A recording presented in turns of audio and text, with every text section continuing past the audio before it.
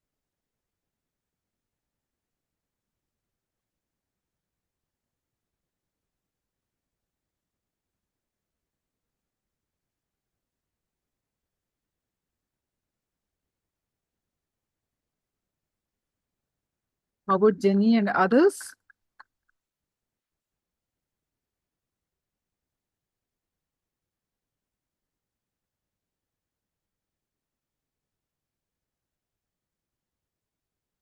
All right. So now, Parameshwari, how about you, Ma?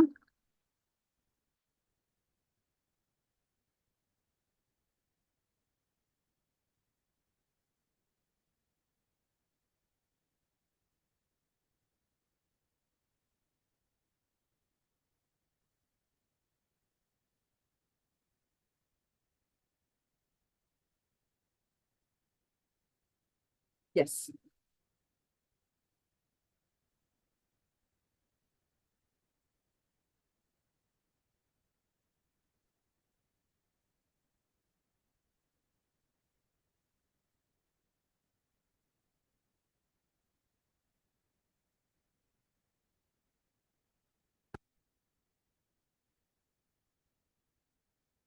So we're going to learn about Ashtavakra Gita.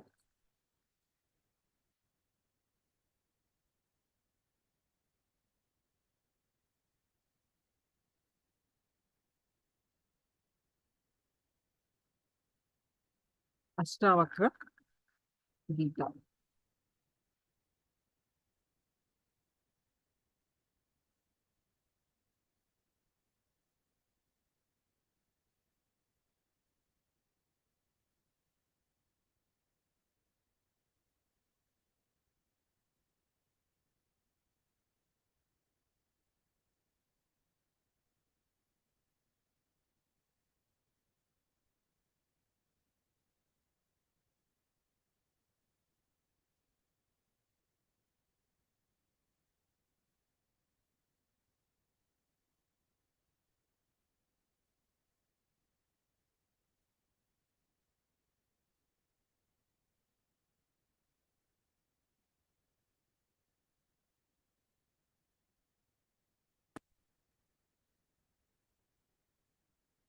So let's understand who is Ashtavakra.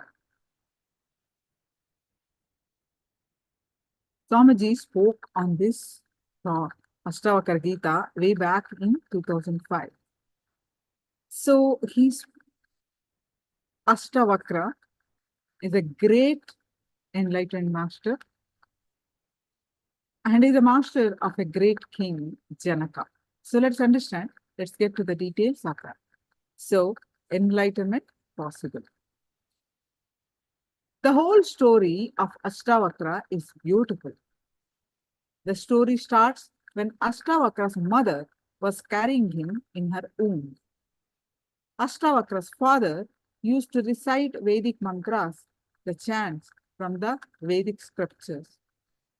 When the father was chanting, the son used to listen to all the mantras.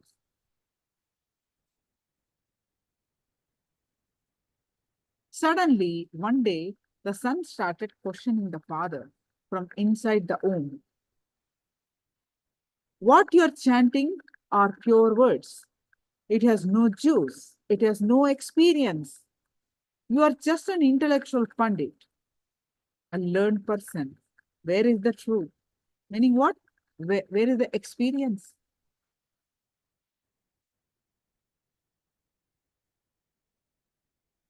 So naturally, the father got angry. He was deeply hurt. He cursed the son. He said, what? Even before you taking the birth, you dare to question me? Who knows what else you will do after taking birth?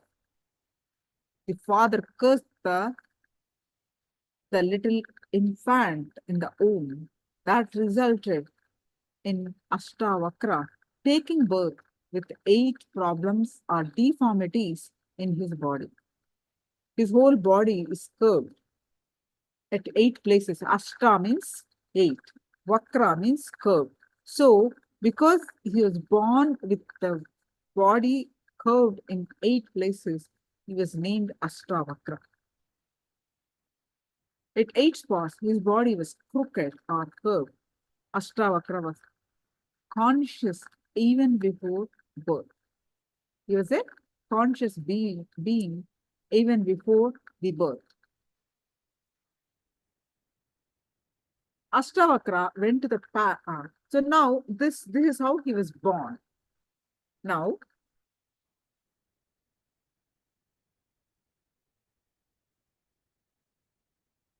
this is how he was born. Now Ashtavakra went to the palace of Janaka. So it is now Ashtavakra became 12-year-old, and one day he went to King Janaka. Who is King Janaka? He is Mother Sita's father. Who is Mother Sita? Lord Rama's wife. The incarnation of Mahavishnu, the seventh incarnation of Mahavishnu, and Mother Sita is the incarnation of Goddess Lakshmi. His father is King Janaka. So Mithila is the place where King Janaka was the king. So Ashtavakra, one day, at the age of 12, he went to the King Janaka's palace. Everyone, he entered, and everyone in the palace started laughing because Ashtavakra looked ugly with 8 curves in his body. All the ministers and all the people, including Janaka, started laughing.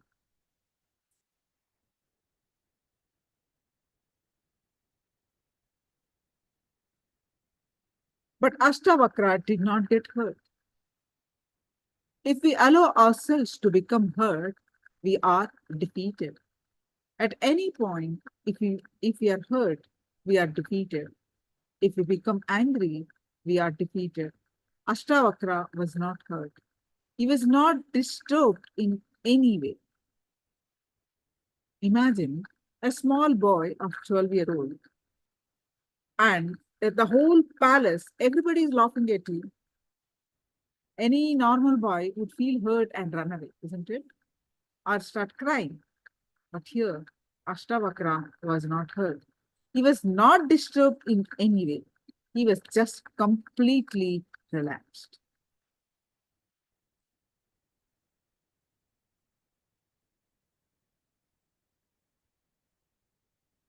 He said to Janaka, "Oh Janaka, I thought you were a great rishi.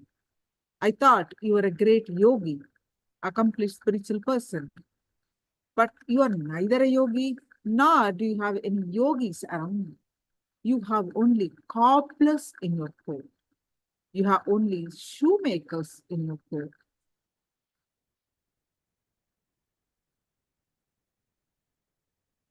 Ashtavakra boldly says, "You have only shoemakers in your court." You need to understand this statement. It is a beautiful statement. Straight away, the 12-year-old boy with physical challenges is talking very bold manner in the king of the country, in his own palace. Imagine a 12-year-old boy talking to the king and all the ministers in a challenging way.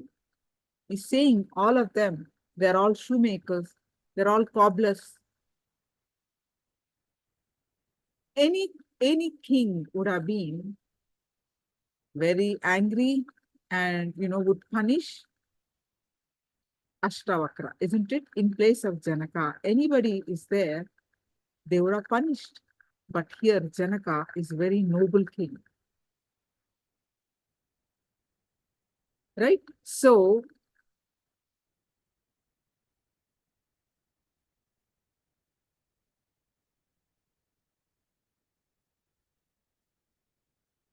Ashtavakra was a spontaneous person with a great respect for himself.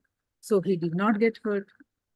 Unless we allow or give our silent permission, nobody can disrespect us or hurt us. Ashtavakra was such an integrated being, such a beautiful being. He did not allow others to hurt him or depress him. Straight away, he spoke with spontaneity. "You have only shoemakers?" Janaka was shocked. What is this? In my court, my ministers and my people, he's saying shoemakers.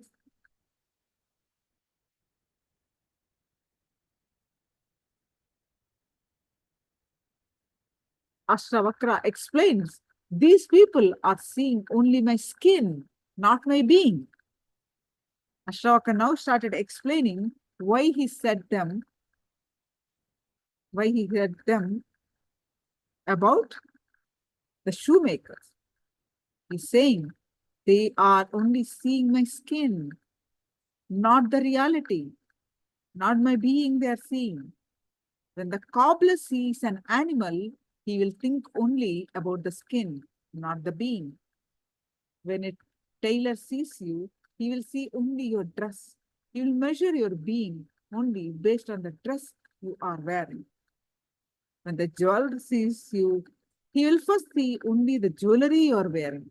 He will judge you based on the jewelry that you are wearing.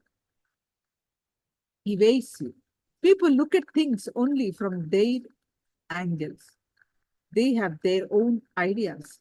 They have their own imagination.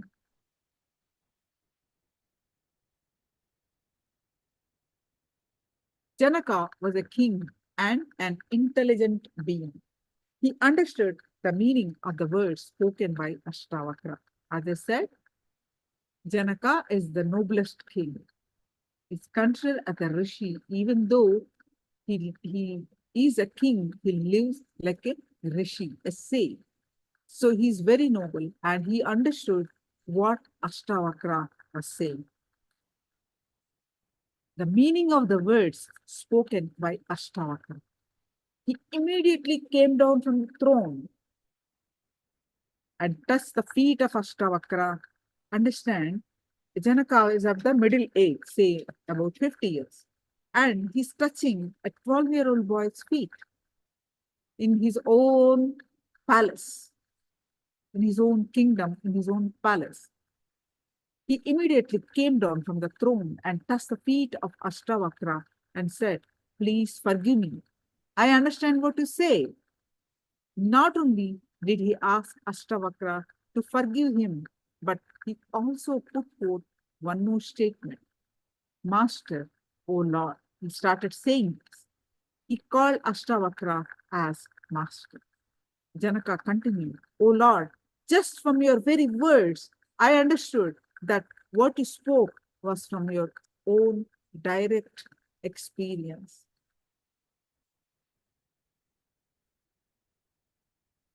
Ashtavakra was not hurt because he was so clear about his being and he was clearly expressing the reality. Janaka then said, just by your few words, I can understand that you are an enlightened being. Your words are from your very being. Please teach me. Please give me the wisdom that you have.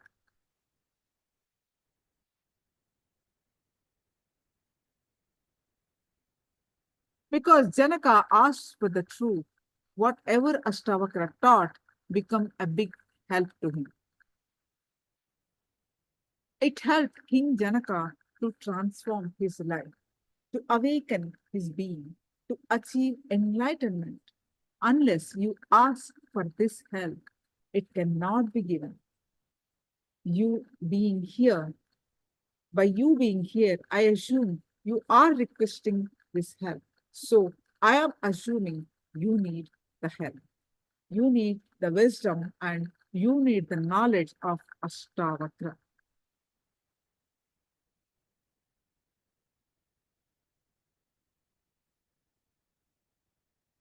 Janaka said, how can knowledge be acquired? And how can liberation be attained? And how is renunciation possible? Tell me this, O Lord. It is a beautiful question. Janaka's very being is a seeker. He might have laughed at Ashtavakra by mistake, but his very being is a seeker. He is a seeker of truth. We need to understand the word liberation. Liberation means not being disturbed, polluted or touched by our inner and outer world goals.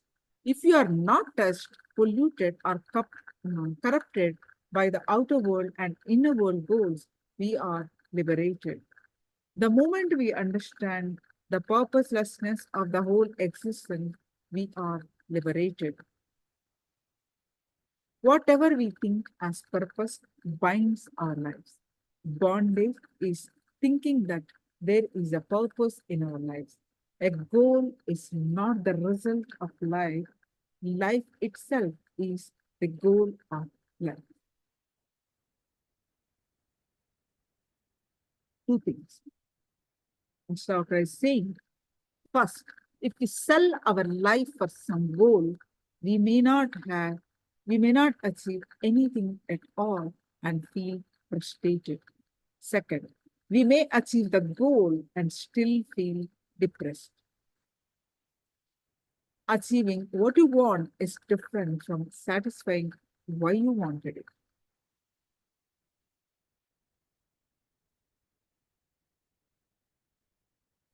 Jivan Mukta means a person who can sit with himself, one who doesn't need anything from the outer world to entertain him, excite him, and make him peaceful or happy. The moment you understand that the life has no purpose, that moment you will be liberated. That moment you will understand the meaning of life living in this moment. We are all like the waves. It is all just a few minutes of drama. The next moment, we are going to disappear into the same ocean. A person who understands that life has no purpose will start working 10 times more intensely than others. Do not think you will become lazy when you realize that life is without purpose. A liberated person will be energetic. A liberated person, by his own understanding, will start actually working.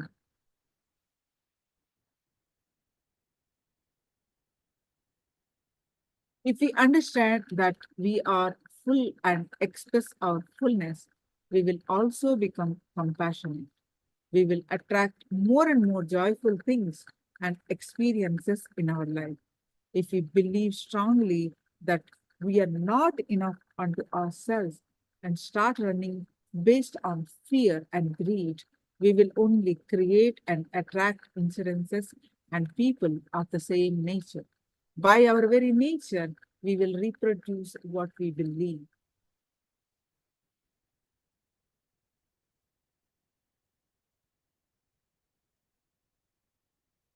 If you aspire for liberation, my child, shun the objects of the senses as poison and seek forgiveness. Sincerity, kindness, contentment, and truth as nectar. You are neither earth nor water, nor fire, nor air, nor ether. In order to attain liberation, realize yourself as the knower of all these, meaning you are not just the five elements made of five elements. You are something beyond this five elements. You are the knower of the five elements. That means what? You are consciousness itself.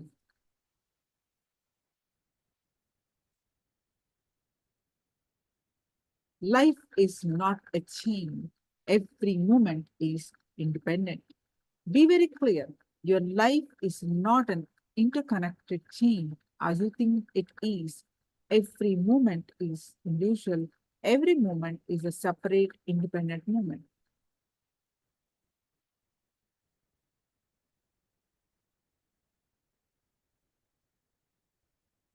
Understand, even our body and mind are not necessary to live. When we understand that we are beyond our body and our body becomes graceful. When we understand that we are beyond our mind becomes intelligent. We start radiating grace and intelligence when we understand that we are beyond our body and mind.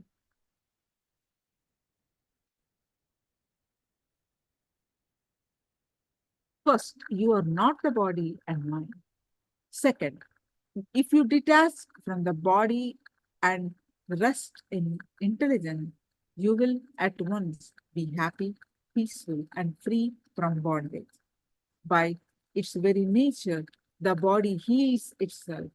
The body has its own intelligence. Ego is not necessary. The ego, the concept that you have about you and the personality that you are carrying are not necessary for you to live inside the body and mind. As long as you are afraid, you can be exploited by the ego.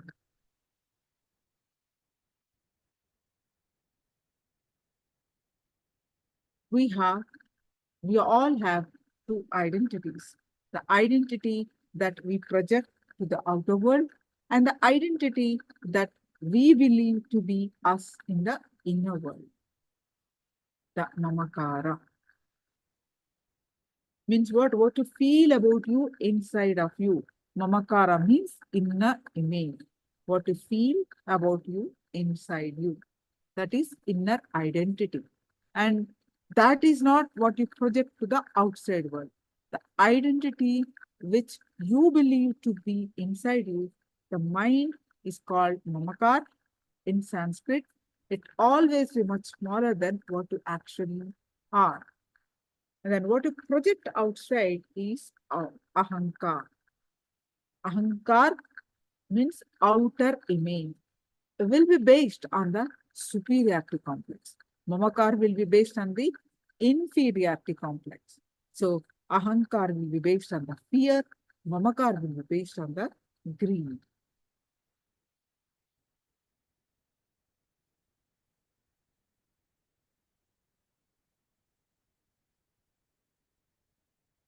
The conflict between Ahankar and Mamakar is called tension. Always there is a conflict. Both identities are pure myth. Both are lies. So you are something beyond these identities.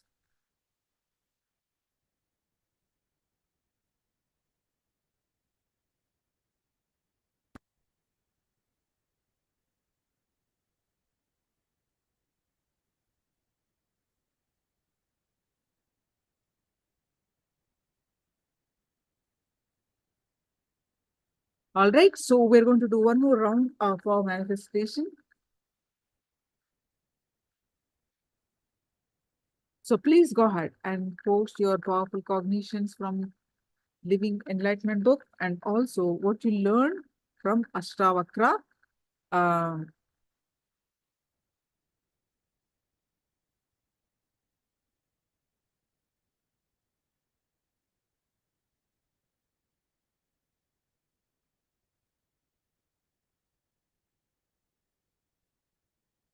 Ashtavakra Gita. We are not done yet, but whatever you understand, you can post it in the chat.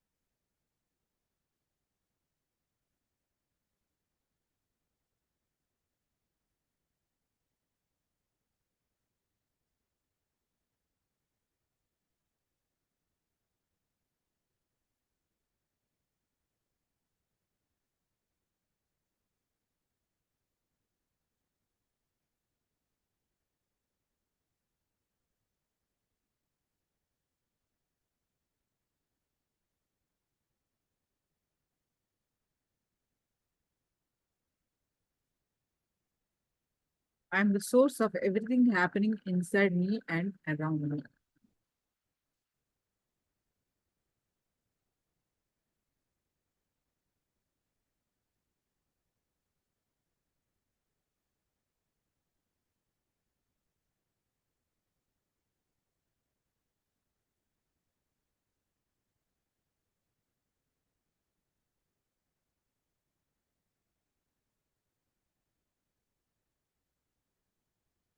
Yes. What about Sangeeta and all others? Oh, Sangeeta posted. Elizabeth Ma.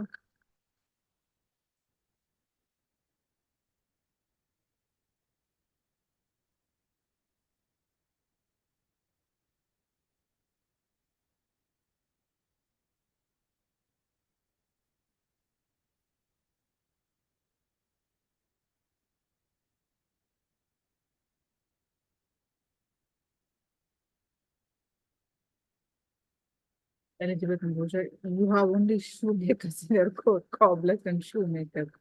Instead of getting angry, beautiful. Instead of getting angry, Ashtavakra turned the tables on King Janaka with the statement of shoemakers in his coat. Powerful cognition from the book, meditation technique, live the master. Try this technique. Anything comes in your mind, ask how will the master behave. Wonderful.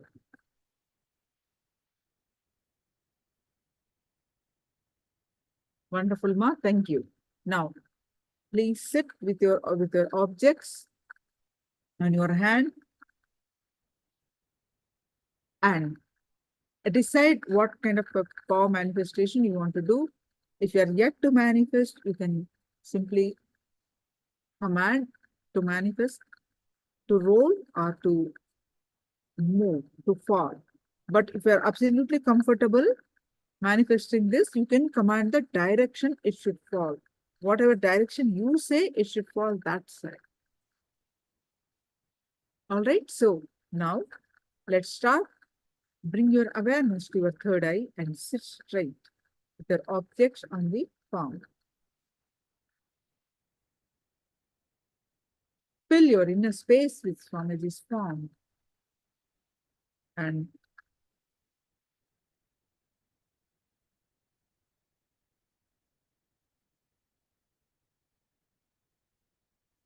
visualize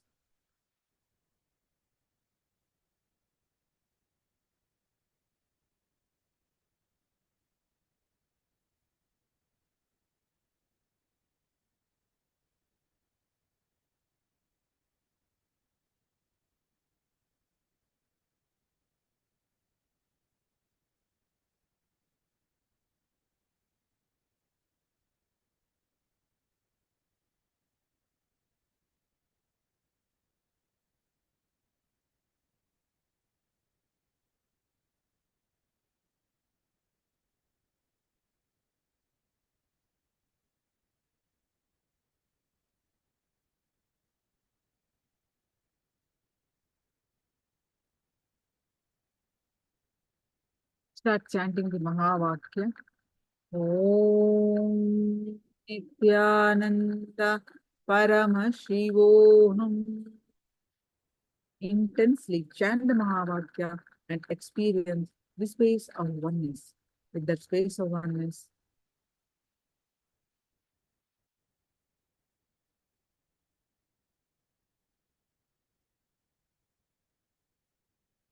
declare the object on your hand to move.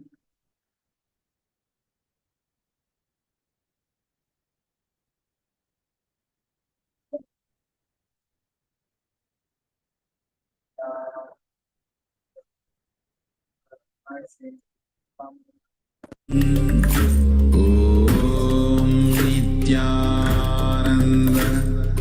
परमशिवोऽहम् ॐ नित्यानन्द परमशिवोऽहम् ॐ नित्यानन्द परमशिवोऽहम् नित्यानन्द परमशिवोऽहम् ॐ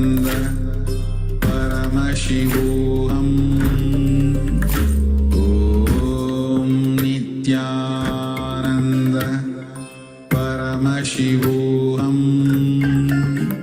Om Nityananda Paramashivoham Om Nityananda Paramashivoham Om Nityananda Paramashivoham Om Nityananda Paramashivoham Om Nityananda Paramashivoham.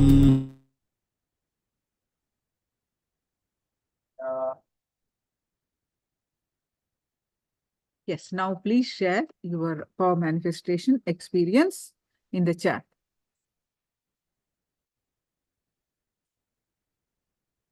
Sangeeta says manifested. Wonderful, ma.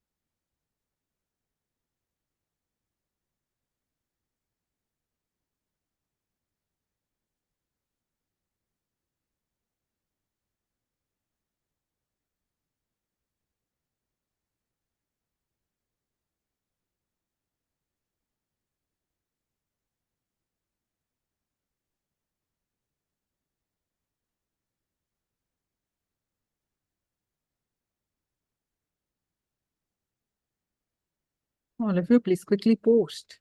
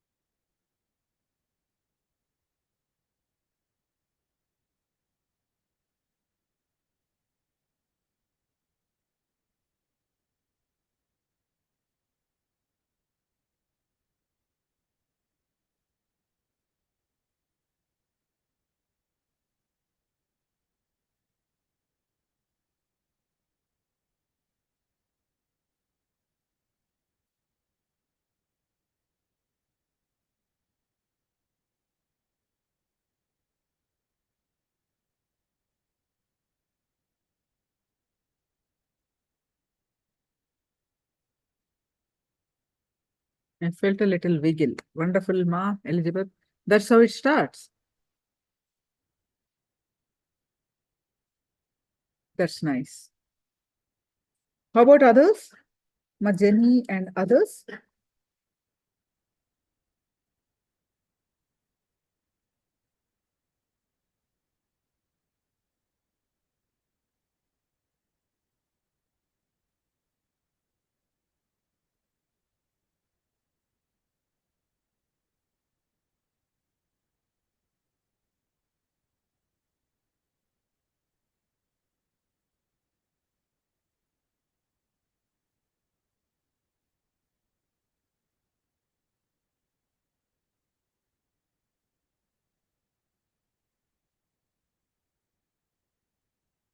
Yes, ma, manifested me. Wonderful, ma. Thank you.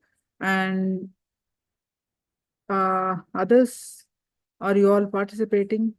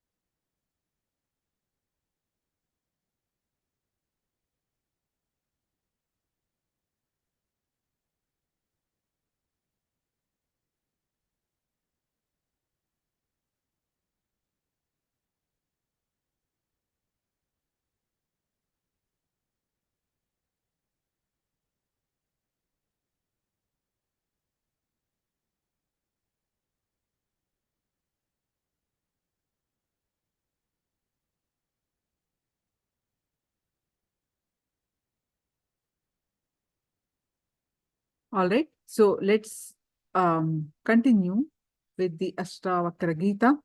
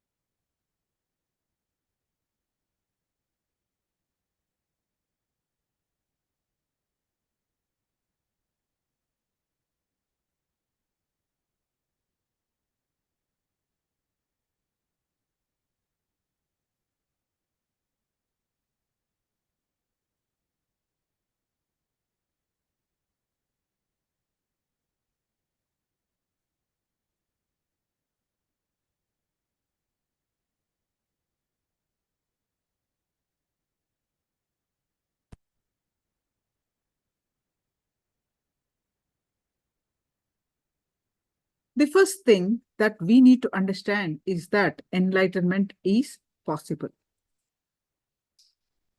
That's what we learned in the first session about the Ashtavakra Gita.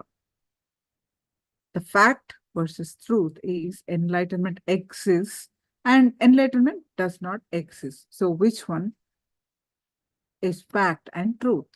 The concept that there is no enlightenment is a technique to make us enlightened. Enlightenment is not the goal, it is the very path itself. Desire without object is enlightenment. Just listen, you will express.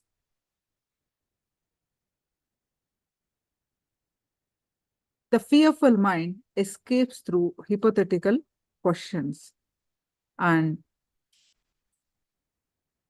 you are beyond the societal conditioning, saying no the way of the ego. You are not visible to the eyes. As long as you are afraid, you can be exploited by the ego. If worshipping makes you feel deeply connected, then it is all right.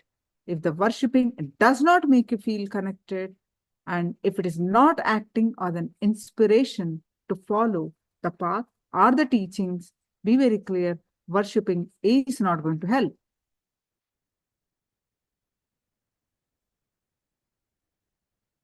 Be aware of the words that you use inside you. The words which you repeat again and again in your life will become the reality in your life.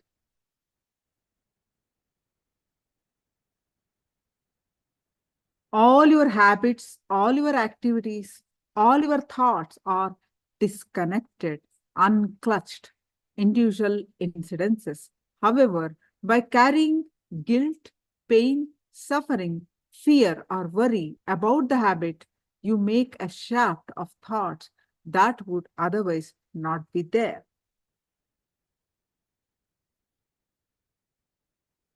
Each and every statement or thought that is happening in your mind is completely unclutched. They are independent experiences. You cannot judge, connect, or categorize them. All your negativity has only one power, the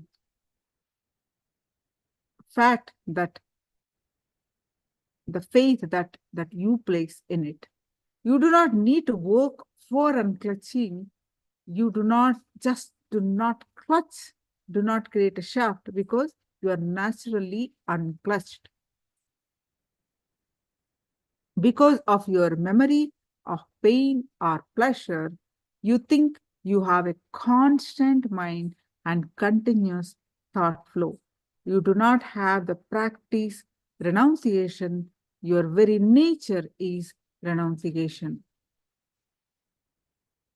You think that unless you carry your identity, you cannot protect yourself. But that identity which you carry does not really exist. We have an automatic intelligence which can run our lives, which can take care of our day-to-day life.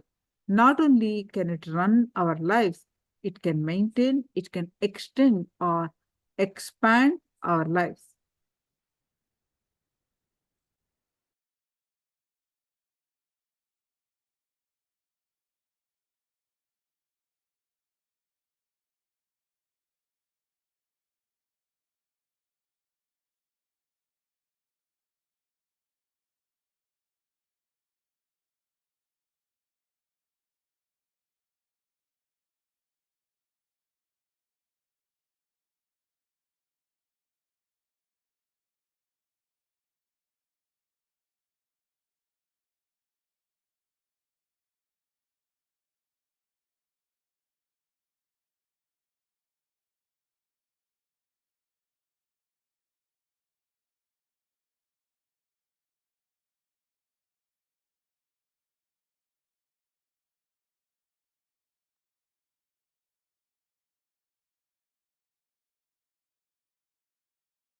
Your constant psychological planning, physiological, psychological worrying, fears, greed,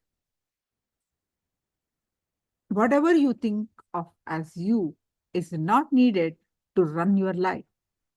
Your very automatic intelligence is more than enough. Be very clear that you cannot run your life based on fear and greed. If you are driven by fear and greed, you will carry a constant irritation in you.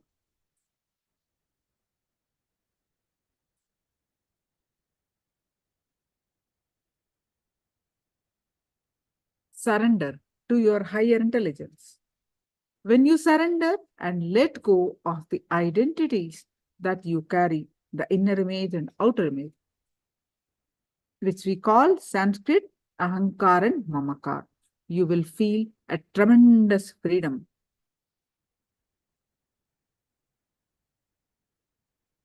If you feel I am getting tortured at this moment, try to understand it is the thought that is torturing you.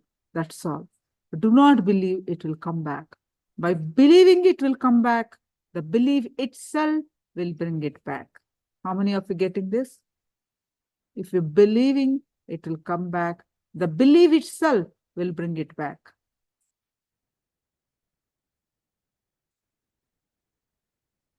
Be very clear. What you think as you or self is nothing but the discarded thoughts, including the randomly picked, unconnected, illogical, and unclutched thoughts.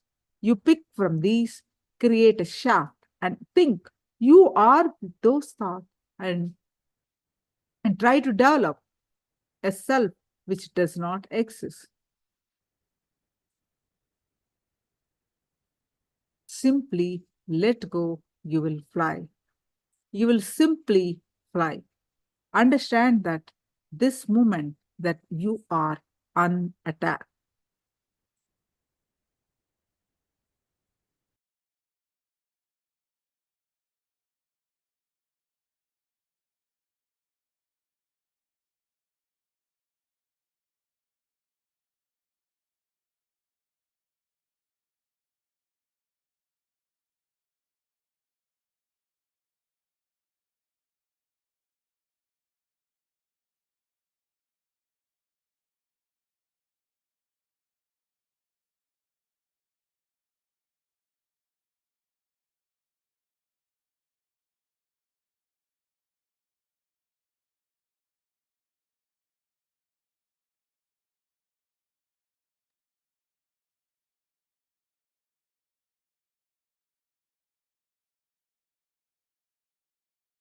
Yes. Now,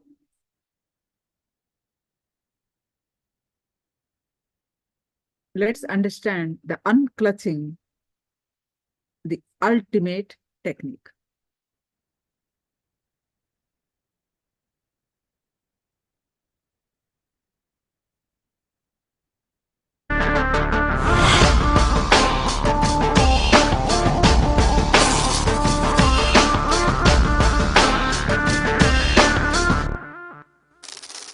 The brain is the organ which controls our whole physical being. Once our brain has been imbalanced, it will then transmit that imbalance throughout the whole body.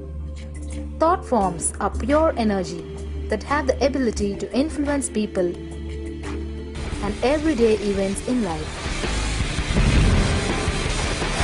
According to science, our brains generate an electromagnetic field which may be measured by such instruments as an encephalograph. This electromagnetic field is generated by the brain every time we think, and as our mind is never still, we may be compared to perpetual power generators. Fear produces nervous disorders. Anger produces headaches and violence. Confused thoughts produce congestion and ill health. Depression causes cancer, tumors, mental diseases, and lowering of the immune system, causing death through own willpower. Our thoughts generate intricate energy patterns which can be detected by sensitive equipment and seen by clairvoyant individuals. These energy patterns are known as thought forms. Surprisingly, thought forms are shaped by the thoughts themselves. Each of us creates hundreds of thought forms every hour and releases them into the environment. Although we cannot see them, the thought forms have as real an existence as any other form of energy. Most people can sense others' thought forms, and a continuous energetic exchange happens between people, about which we are usually unaware. This also explains why we sometimes take a sudden liking or dislike to a certain person directly on meeting them. We just catch their vibes. Unclutching is a guide for equanimity and enlightenment. Thoughts are like bubbles in a fish tank. Just as bubbles in a fish tank rise from the bottom, our thoughts also rise in the same manner. When one bubble comes and reaches the surface of the water, the next bubble starts and the third bubble starts. Because the bubbles are rising at high speed, they look like a continuous stream. But our mind is not a continuous stream. There is always a gap between two thoughts. Like the bubbles, we also experience a neutral space between two thoughts. This neutral space between two thoughts is our original state, the pure silence. It is a state of pure consciousness, the state of God. Since the gap or the neutral space between two thoughts is too small, we think all thoughts are connected and form a shaft. But there is always a gap between two thoughts.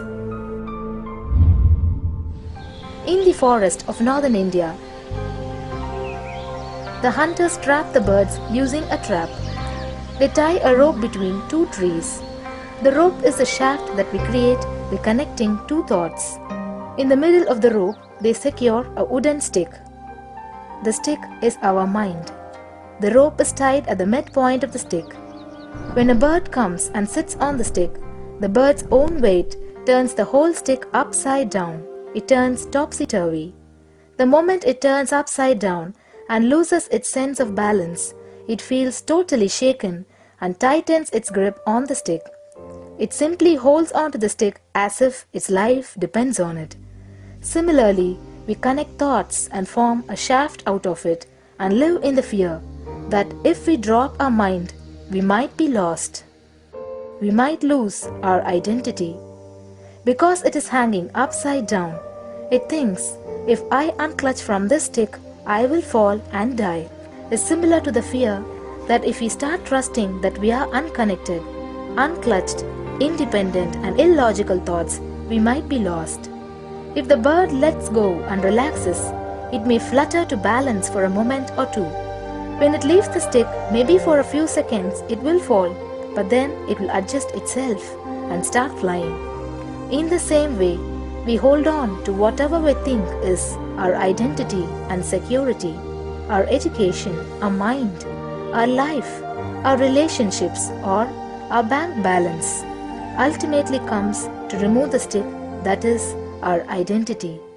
Just like the bird, we don't realize that if we drop our mind, at that moment we can become a Paramahamsa. That very moment we can be liberated.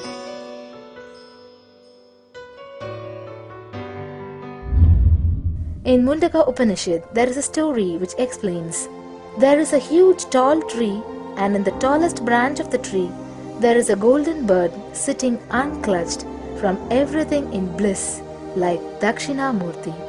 In the lower level branch, there is a small bird which jumps from here and there to various branches eating fruits. When it eats a bitter fruit, it feels bad.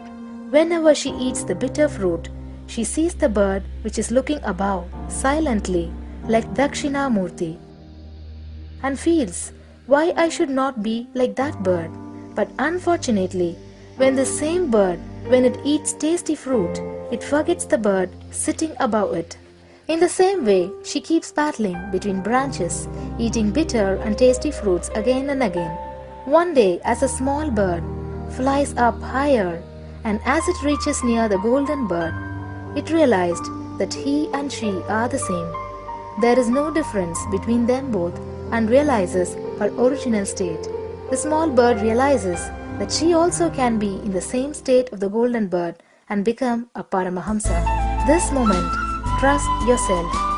Don't bother about losing your identity. Just trust yourself and let go of your identity. You will immediately become a Paramahamsa and be liberated. All you need to do is to trust that you're unclutched. Dropping the conclusions, you can't be transformed, is unclutching.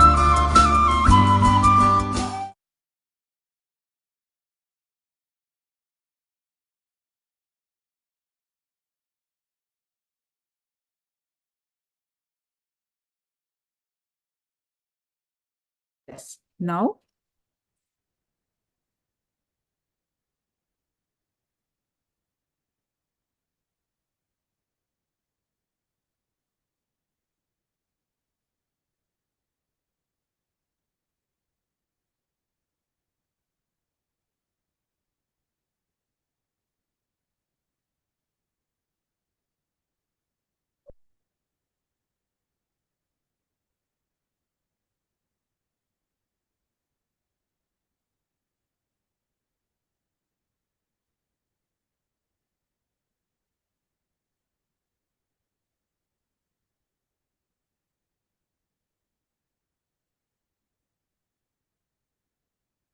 we're going to learn unclutching as Sadashiva Rahasya. Rahasya means secret. So let's have the session on unclutching Sadashiva Rahasya.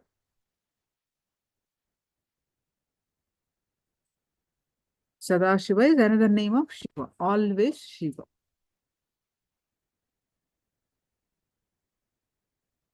The state of Paramashiva is achieved by unclutching. This is the beautiful story. Please listen. A man was fishing. All of you are listening? Random, everyone. I see Jenny is Elizabeth Ma. Are you listening? Generally, you are online, but today offline now. Just wanted to make sure you are listening.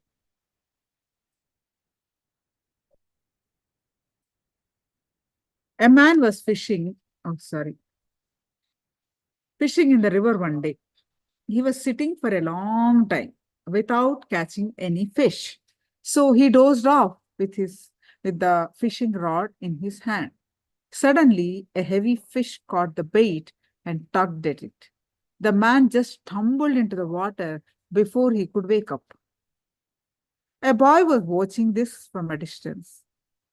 He asked his father, "Dad, was he catching the fish or was the fish catching him?"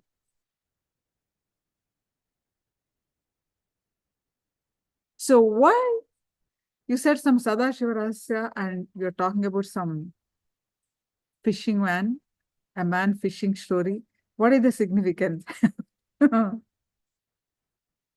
Ma, you started out the session as Sadashiva Rahasya, the secret of Sadashiva, and now you're telling about some fishing story. So what is the significance of this story? What is the significance of this story? Anybody, can you please tell me? Post the meaning of this story.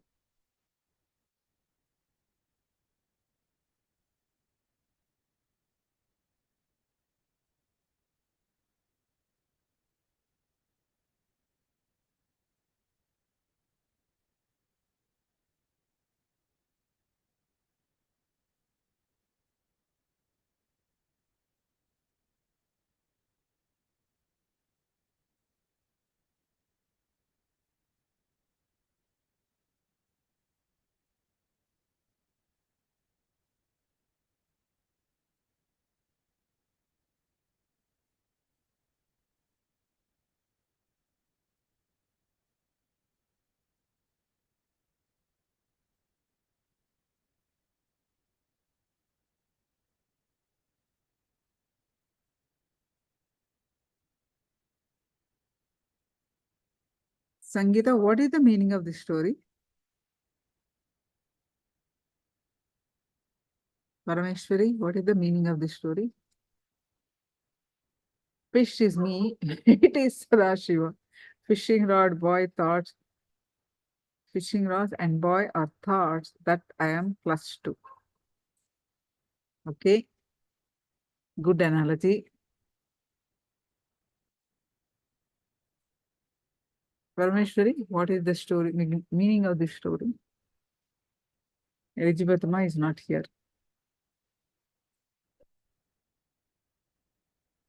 Anybody from Chinese Sangha, what is the meaning of this story? Jenny, you didn't get it?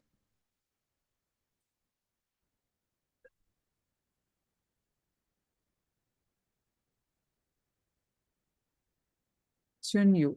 Okay, so let me tell this.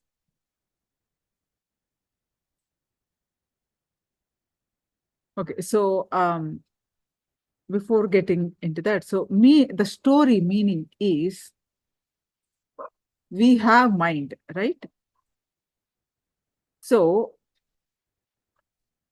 mind is supposed to be in our control, isn't it? You should listen to us.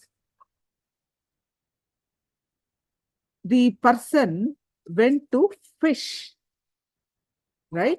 Person, you fish. But if fish catches you, what does it mean? Your thoughts should be in your control. Your mind should be in your control. But you are lost and they are taken over. The thoughts are taken over and you don't exist. How does it sound? If the thoughts taken over you without any control, it doesn't make sense. But that is what is happening to us. So here, was he catching the fish or fish catching him? If you go to fish, fish needs, you need to catch the fish. You cannot say fish caught me. Does it, how foolish it is? Similarly, your mind should be in your control. Your thought should be in your control.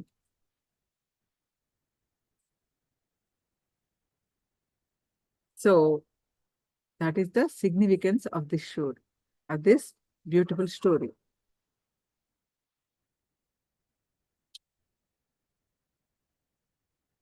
So what is Nirvikalpa Samadhi? Nirvikalpa means being without any changes. Vikalpa means changes, oscillation, diversion, dilution, differentiation. All these can be different meanings of the word Vikalpa. Nirvikalpa means without any of this. When one achieves Nirvikalpa Samadhi, he literally becomes God. He becomes one with the ultimate. Nirvikalpa Samadhi means your whole being, your whole identity dissolving into the cosmic existence. The individual inner space has no more disturbances, differences. Buddha says, whenever I said in meditation, I'm going to get up after a few hours, I never become enlightened. Once I decided, if I am not going to become enlightened, I am not going to get up from this seat. Let this body dry up in this very place. Until I become enlightened, I am not going to move. Buddha says that moment created that strong clarity, the authentic Sankalpa. The next second, he become enlightened. So how can I attain it? If that is what it is, you can question, how can I attain it? Unclutching is not even a path leading to Nirvikalpa Samadhi. It is a process directly giving you the experience of Nirvikalpa Samadhi. The moment you start unclutching, you are falling into Nirvikalpa Samadhi. There is a beautiful pramana from Vijnana Bhairava Tantra, he who contemplates and cognizes firmly and steadily the infinity above, the infinity and the base, and that heart middle. To him there arises simultaneously, because of his being free and complete from all thought currents, then the state of Nirvikalpa, the pure unclutching, the state of complete completion is revealed, the state of Sadashiva.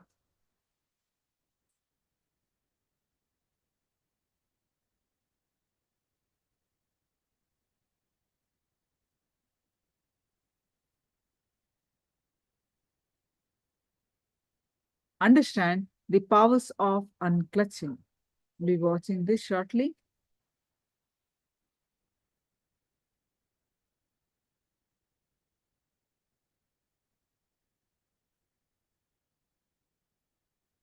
Yes, any questions? Please do let me know.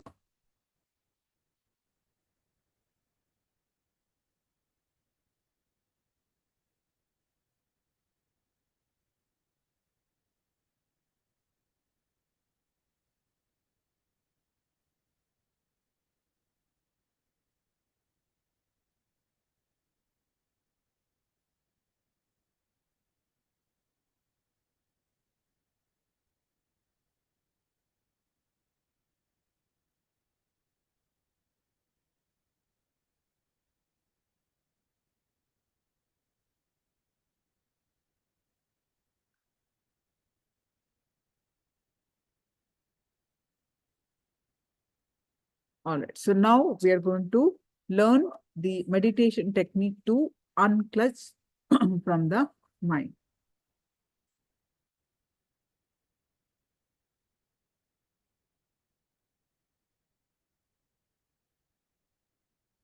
Technique. Understand, you can practice this in your everyday life. This is a meditation technique, it's not a teaching. Please do not understand this as a teaching. If it is a teaching, then you will start practicing little by little. You will fix a goal. This is the goal of my renunciation. And from today I will practice little by little, little by little. No. If you take this as a teaching, you will mess up and miss. No. It's a technique. It is a technique to be done as it is. I have seen many people taking this kind of techniques as a teachings. Big difference between teaching and technique. Teaching means lifestyle. Technique means the experience which changes your lifestyle. Teaching is like a coat. You can just put on one more coat and brag about. Technique is your very being. It will change it. It will transform it. Here, he says, when some desire arises, consider it. Whenever a desire arises in you, just see. Don't judge as a right or wrong. See. Give that desire enough inner space. Once you see it, suddenly, before even your mind argues, unclutch. Don't allow any of your arguments. Don't allow mind coming out in the other door and saying, no, no, no, little bit, little bit. What will happen to this? What will happen to that? No. Don't even allow the mind to come up with some arguments. Understand? Shiva is speaking to a different kind of personalities and different kinds of people. The today's technique is for a true seeker who is serious about enlightenment. I have seen different kinds of seekers who are very happy only to talk about it, never to work for it. Who are little courageous to take one or two steps but not to go with it. Very few guys, courageous ones. I call them Dhira. Dhira means courage to travel, courage to live it, courage to leave everything else. Today, Mahadeva is talking. Mahadeva is giving techniques for that kind of intelligent, energetic, courageous people. He gives techniques for all kinds of people. First level, who are just interested in talking, but not doing about it. Second level, who are interested in talking and taking 1 or 2 steps, but not more than that. And the true seekers. He gives techniques for every level. But this is the technique for the people who are tired of being cunning. If you are tired of being lazy, if you have suffered enough with your dilemma, if you have suffered enough with your mind, then this is technique for you. If somebody is, people come and tell me, Swamiji, what you teach is really wonderful, amazing truth. But how to practice? I am not so mature to practice these great truths as it is. Then I tell them, suffer a little more and come back.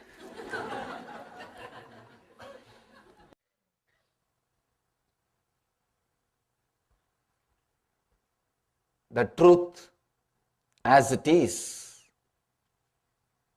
the truth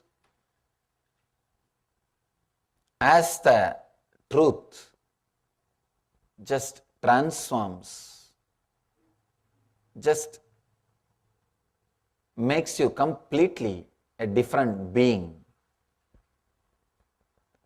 Whenever some desire arises in you, consider it, see it, witness it, understand it. Suddenly, before your mind is ready with arguments, unclutch from it. It's a very powerful technique. Very powerful technique. When you suddenly unclutch, a quantum jump will happen in you. If you are announcing step by step, you will never achieve the reality, enlightenment. No. You will never achieve the reality, enlightenment. No. Step by step, never growth happens. Enlightenment is either now or never. Complete yes or complete no.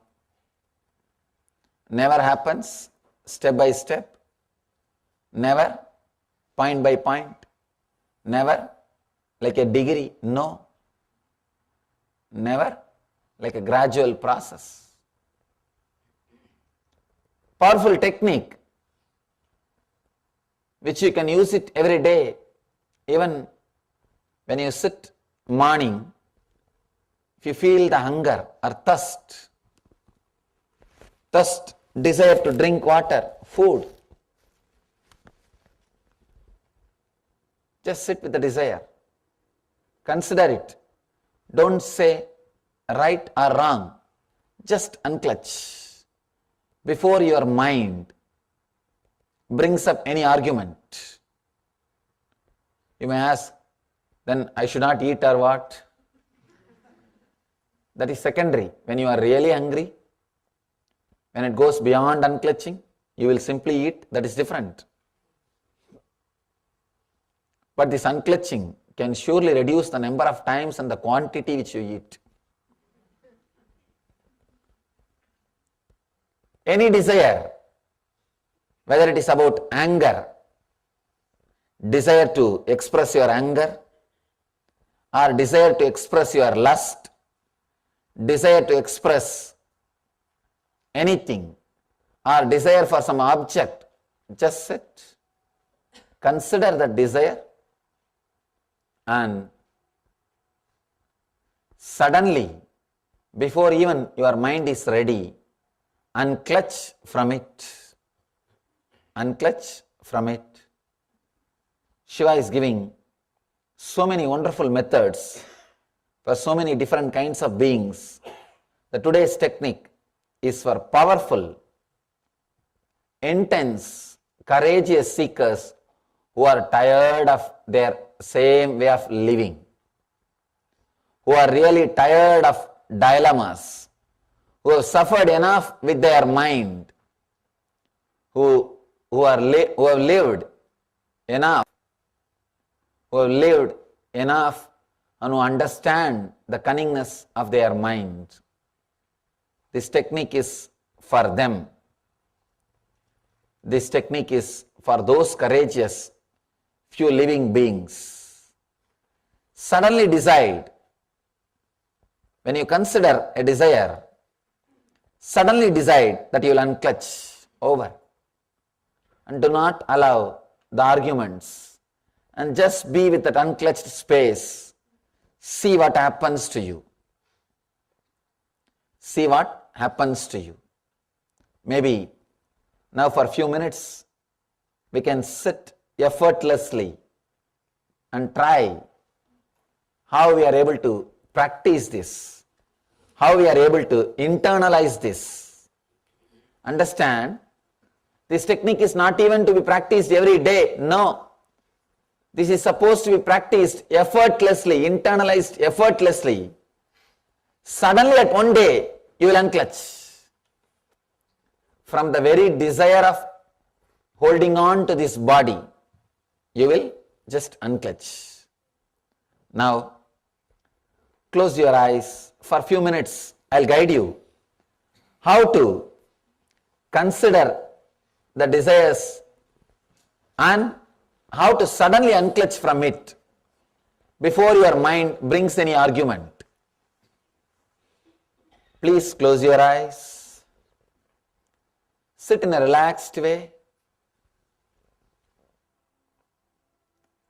If some desires are arising in you, maybe desire to open your eyes or desire to move your body, any desire, just see that desire. Don't judge. There may be so many desires. Do not witness.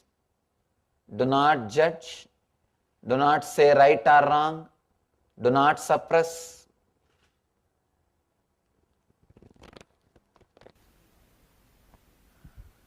Just see.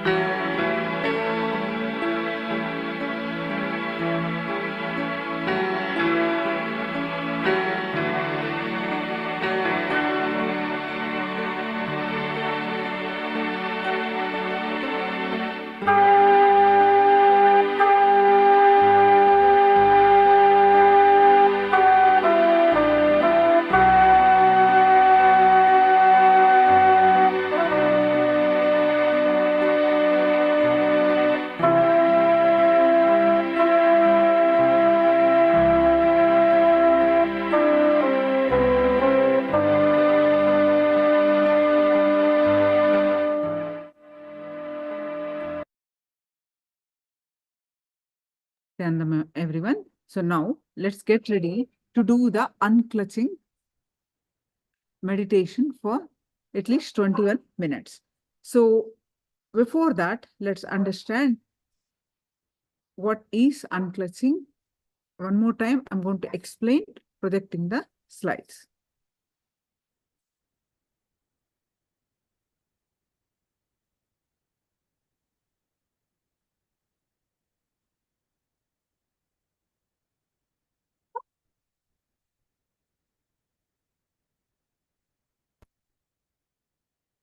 any thought rises in your inner space, decide you are not going to support that thought, you are not going to destroy that thought, you are not going to encourage that thought, you are not going to create a new thought. Without creating, maintaining, destroying, just sit. When you don't do the job of creation, maintenance, and destruction, you become one with the existence. Just sit in a relaxed way, close your eyes, and unclutch from every thought. Don't miss a single thought in your inner space. Don't be unconscious. Unclutch from every thought. When the thought rises in you, just decide, I'm not going to support it, encourage it. I will just unclutch from it. I will just distance myself from it. Just the simple will, I will unclutch, is enough. The thought, I will lose the power over you. After a few seconds, again the thought may come. Unclutch from that thought also. Slowly, slowly, slowly. After a few minutes, except the thought of unclutching, nothing else will be there. Unclutch from that also. Unclutch even from the technique of unclutching. When you unclutch honestly, authentically, automatically, your Kundalini energy rises. Your Kundalini is awakened and your body may levitate. Whatever happens, let it happen. Unclutch from everything. Just be unclutched. Let's do this unclutching meditation for 21 minutes. So please sit straight and close your eyes. It's time to unclutch for 21 minutes at least. So please sit straight with your head, neck, back, straight line. Close your eyes, tie your eyes with eye band.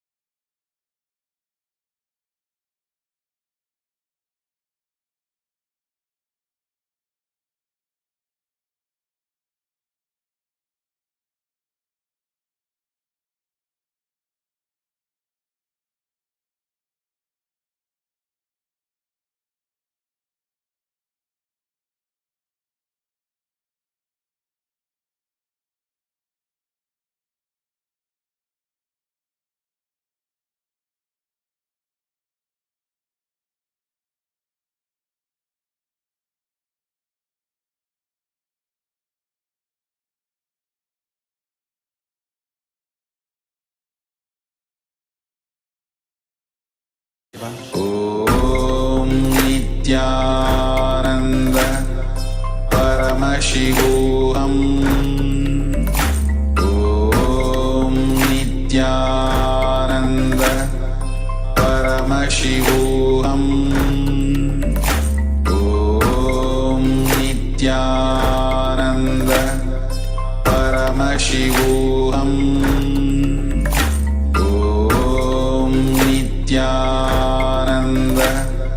परमशिवोऽहम् ॐ नित्यानन्द परमशिवोऽहम् ॐ नित्यानन्द परमशिवोऽहम् ॐ Nityanand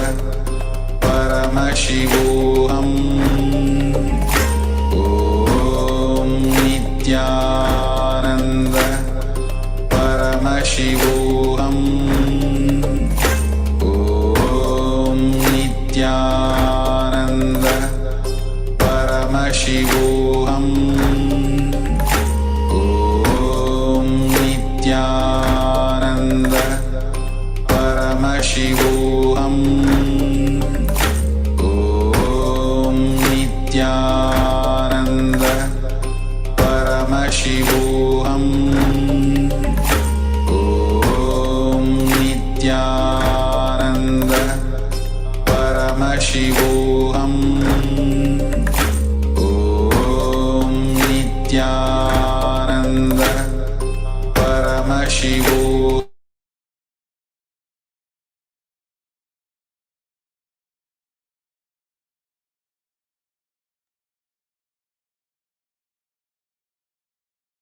Nityanandam, everyone. Can you all share your unclutching experience?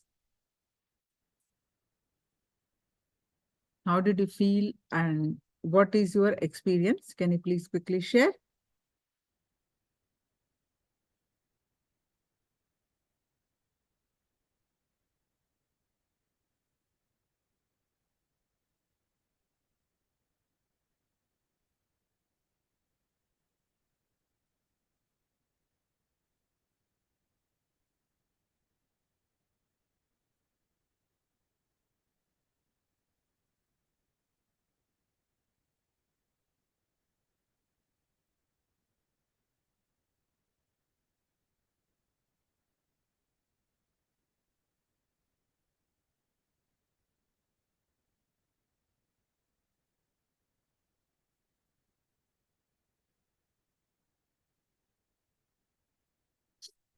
So Sangeeta says, "Ma, I realized that you already taught me unclutching 3 weeks back. It feels good to be unclutched."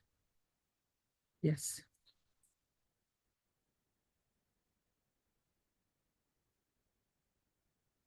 Whenever you listen to the same session, listen with the open eye. You'll get more and more clicks. Because all these that I'm speaking, every word is Swamiji's enlightened avatars words. They give us all the time more and more powerful clicks. Do not sit with, you already know this. Okay? Racing mind at first, then I imagine a cat's claw, unclutching. Elizabeth, wonderful.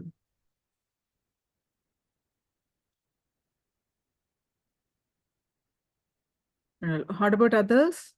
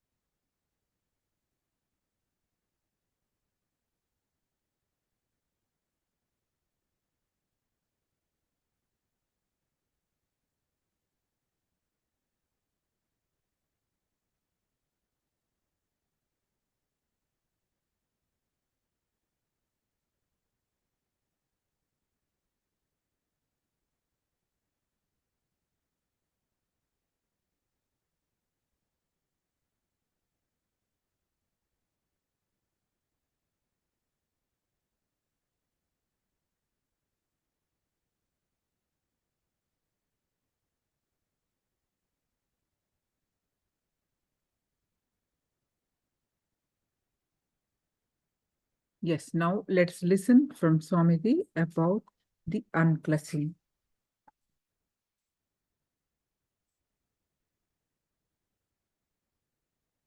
Yes.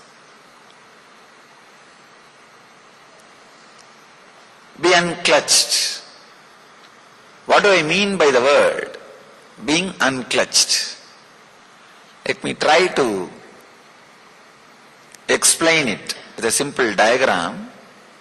How continuously our mind is working and how we are clutching, connecting and creating a life or suffering. How we are creating the ignorance or depression. Let me describe.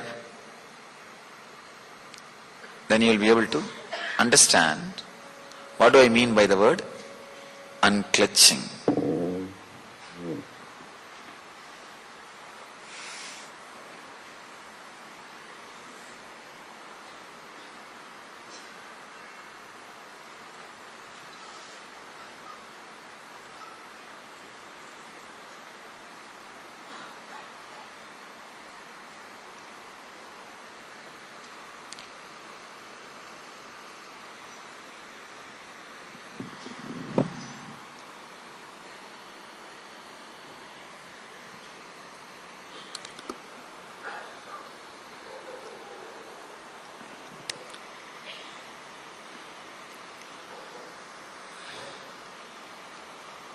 Please come back if you have changed the channel in between.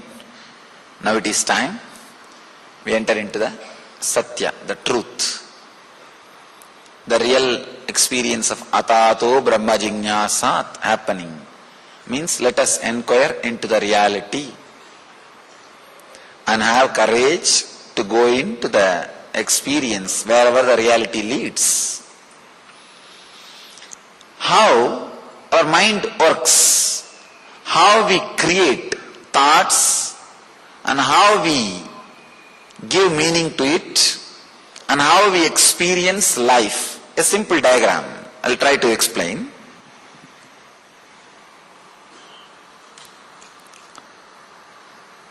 For example, the thoughts are happening in your system.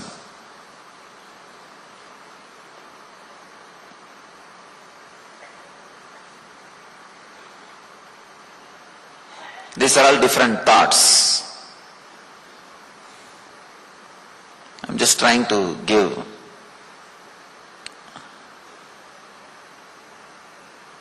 kind of a diagram. Different shape, different size, different length or different width, different kinds of thoughts. Sometimes thought is about some joyful experience which you had. Sometimes some suffering which you had, or sometimes some guilt thoughts, or sometimes again some joyful memories, sometimes some painful memories, then again some depressing memories, sometime again then some suffering, different thoughts. If you just do a simple experiment, just for 5 minutes, if you write whatever comes without editing, as it is, whatever goes inside, without editing, as it is, and read that page again, suddenly you will realize you are nothing but a bunch of unconnected, independent, illogical, unclutched thoughts. Please understand. The thinking flow which is happening inside you is not logically connected.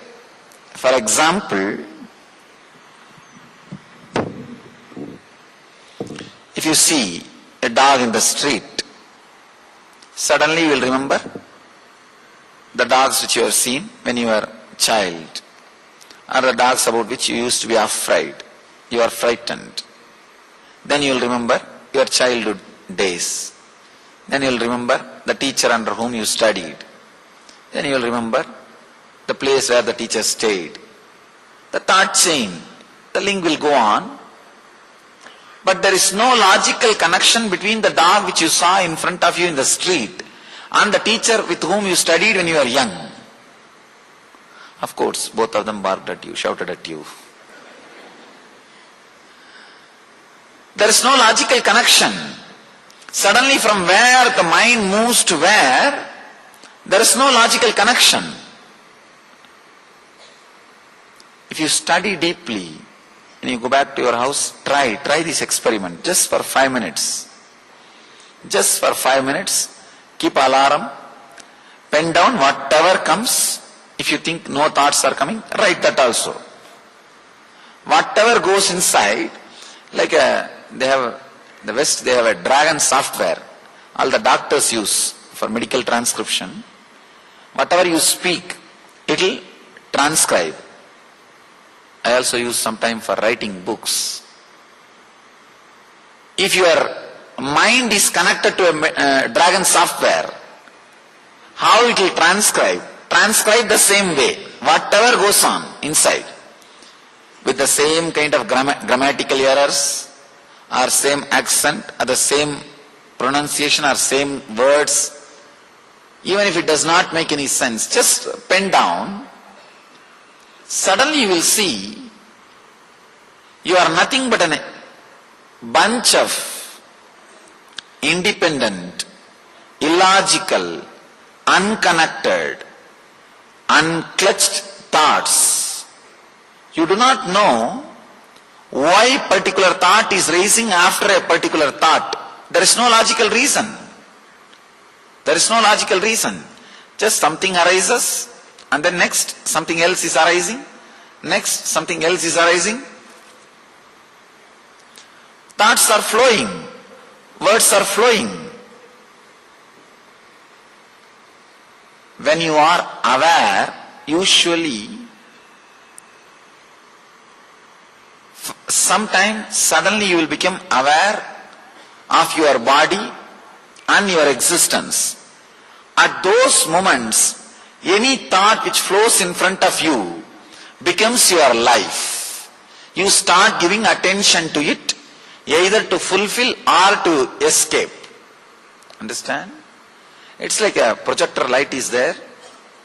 Any slide which is kept in front of that projector light is seen as a reality in the screen. One problem is this: in your inner space, the projector light is not continuously on. It just comes and goes, comes and goes. Whenever you are not aware of your existence, many times, even though your eyes are open, even though your body is moving, you will not be aware of your existence. You can see in your life, you will get into your car in your house, drive for half an hour, only after you reach the office, park the car, and when you come out of the car, suddenly you will realize, oh, I finished my driving. Office come. I reached office. You would have taken 200 decisions in that half an hour. Right, left, giving brake, stopping for signal, but you are not aware of your existence. That is why you don't remember all these decisions you took and all these things happened in you. Means those few moments, the projector light was off. Any slide which was moving in front of it is not part of your life. Again, for no reason, the light comes on. When the light is on, when you are aware that you exist, whatever thought moves in front of you, they become your part. They become your life. Understand? It's a very subtle truth. Your life is totality of all the thoughts moving in front of you, but unfortunately, many times, many major decisions, thoughts the life-changing incidents happens when you are not aware. It's like this film which moves when the projector light was off. That also is part of your life, part of your biography. But unfortunately, you are not aware of the scenes, decisions, thoughts which went on, which contributes to your life, which is also part of your life just because the light is off. Every single moment which passes in your life without you being aware of this moment of your presence is suffering. Either directly or indirectly it will add to suffering. Either directly you will invite or indirectly you will create a situation for the suffering. It's a very important thing.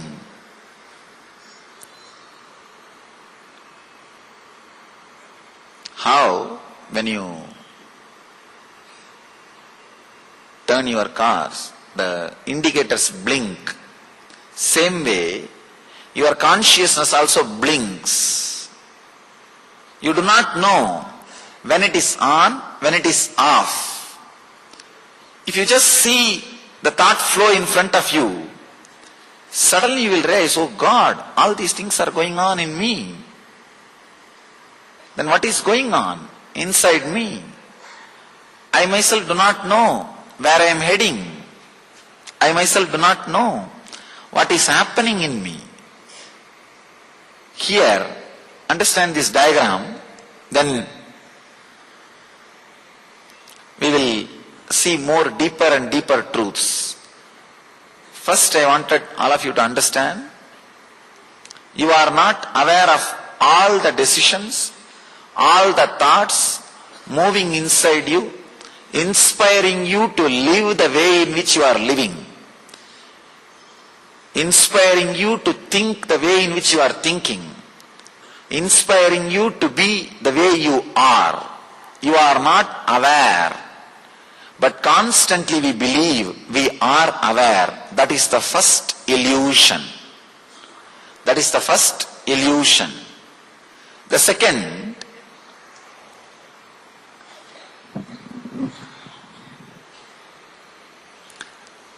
whenever I say this point, people get frightened. People feel frightened. Oh God, already I have enough suffering. Now he is adding one more suffering and one more fear that I do not know where I am heading. Understand? I am not adding suffering. I am just helping you to experience, open up to the reality. One more thing. Opening up to reality, even though it feels like suffering in the initial level, will always lead you to the joy and bliss, because Sat by its very nature is Chit. Sat means the truth. By its very nature is Chit, means power, consciousness. And Ananda, bliss. By its very nature, Sat leads to Chit and Chit leads to Ananda. Even though in the initial level it feels like a little more responsibility, little more load, now itself already many of your mind would have decided, no. What he says may be right, that I am not aware of everything happening in front of me, but I can't become aware of everything happening in front of me. Oh, living in the present moment, being aware of whatever is going on, that and all is not for me. I tried many times, Swamiji, you don't know how many techniques I tried. Understand? We are not that dumb as we think. We are not that dumb as we think. We have huge possibility, huge potentiality. Maybe the right initiation has not happened. The right click has not happened. So don't close the file. No, I tried many times. You don't know how many gurus I went and how many techniques I tried. There are many people. I call them professional seekers. Their profession is seeking. Anywhere, any board, any Swami, any Guru, any saint, any Baba, any Mahatma, any Amma, anybody, they will be there. Not for learning, just for judging. What he is teaching, let me see. People come to me and ask me, I know everything, Swami, just give me in essence what extra you can add to me. I tell them, please, sorry, I don't know anything extra to add you. I can only remove something from you. What you think as knowledge, I can remove that so that the truth can happen.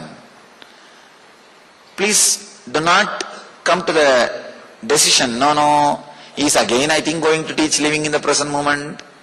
I know, I tried many times, it does not work out, and even if it works out, sometime it goes away.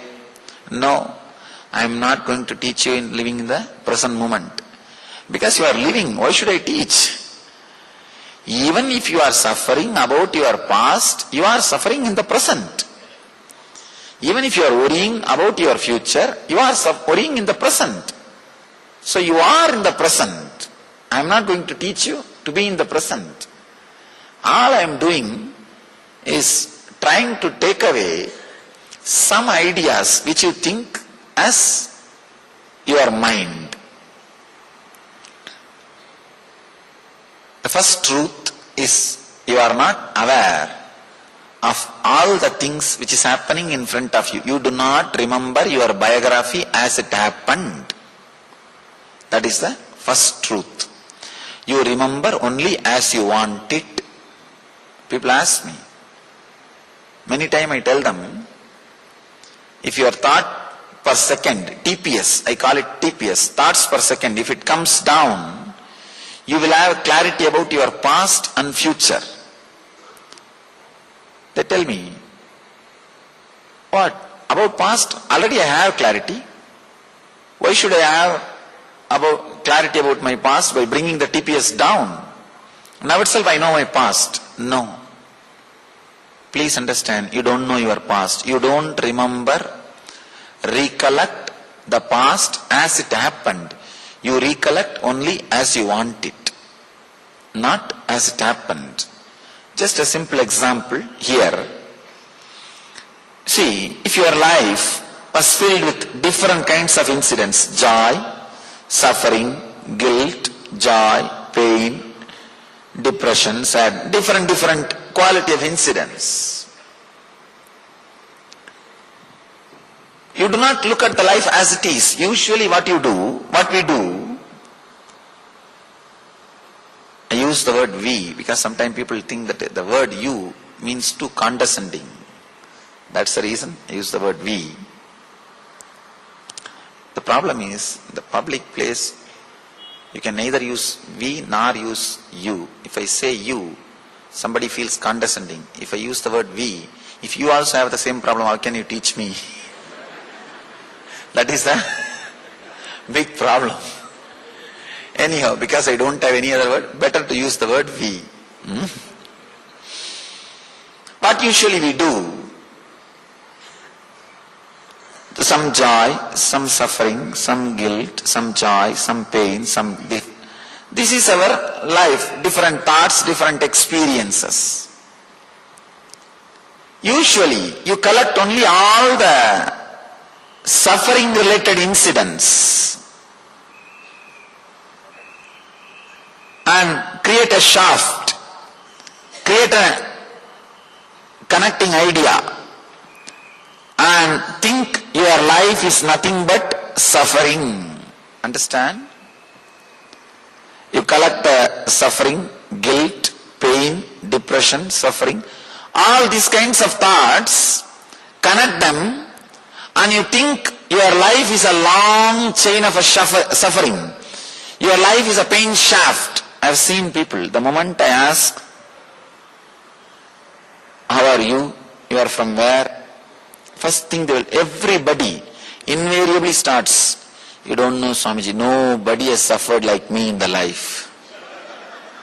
This is a common introduction for their biography. Even my enemies should not suffer the amount of suffering I went through, Swamiji. Even in that, they want to be in the top. Even in suffering, they want to be in the top. Not second. Nobody has suffered like me, Swamiji. You don't know. Even in that, we have to be in the top. And not only that, See, not just they tell this to me, they believe strongly this. They forget the joyful incidents which happened in between. The joyful incidents, joyful memories which happens in between. They collect only the negative things, connect them and create a shaft. I call this as pain shaft.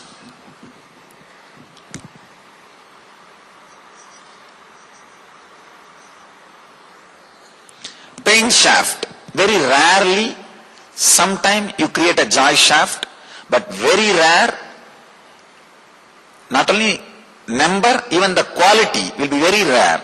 You collect the joyful incidents and create a joy shaft. Means you feel life is joy. But most of the time, you collect all the painful memories and incidents and create an idea, life is pain. Understand? If you create the shaft, life is pain, the problem will be, you will be just waiting for more and more painful incidents to be added. Anything you believe, you start believing, you will collect more and more experience and argument to strengthen that belief.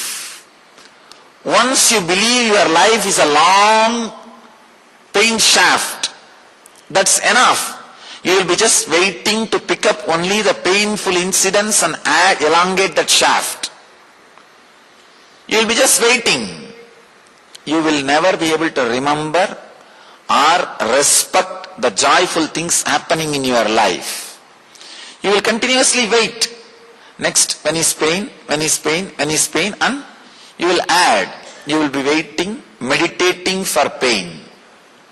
You will be meditating for pain. I have seen people just waiting to add that, elongate the pain shaft. Just waiting to add how the pain shaft can be elongated. One important thing we need to understand, believing that life is a pain shaft or believing the life is a joy shaft, the continuous incidents of joyful things, life is continuous happenings of painful things. The moment you believe life is a continuous happening of painful things, unconsciously you will try to strengthen the belief, but consciously you will try to break the pain shaft. Understand? Unconsciously what you will be doing? You will be continuously collecting more and more painful memories and incidents to strengthen your belief, strengthen the idea. But consciously you will be trying to break. Big problem is, neither you can break the pain shaft, nor you can add to the joy shaft, because both shaft does not exist. It is just your memory.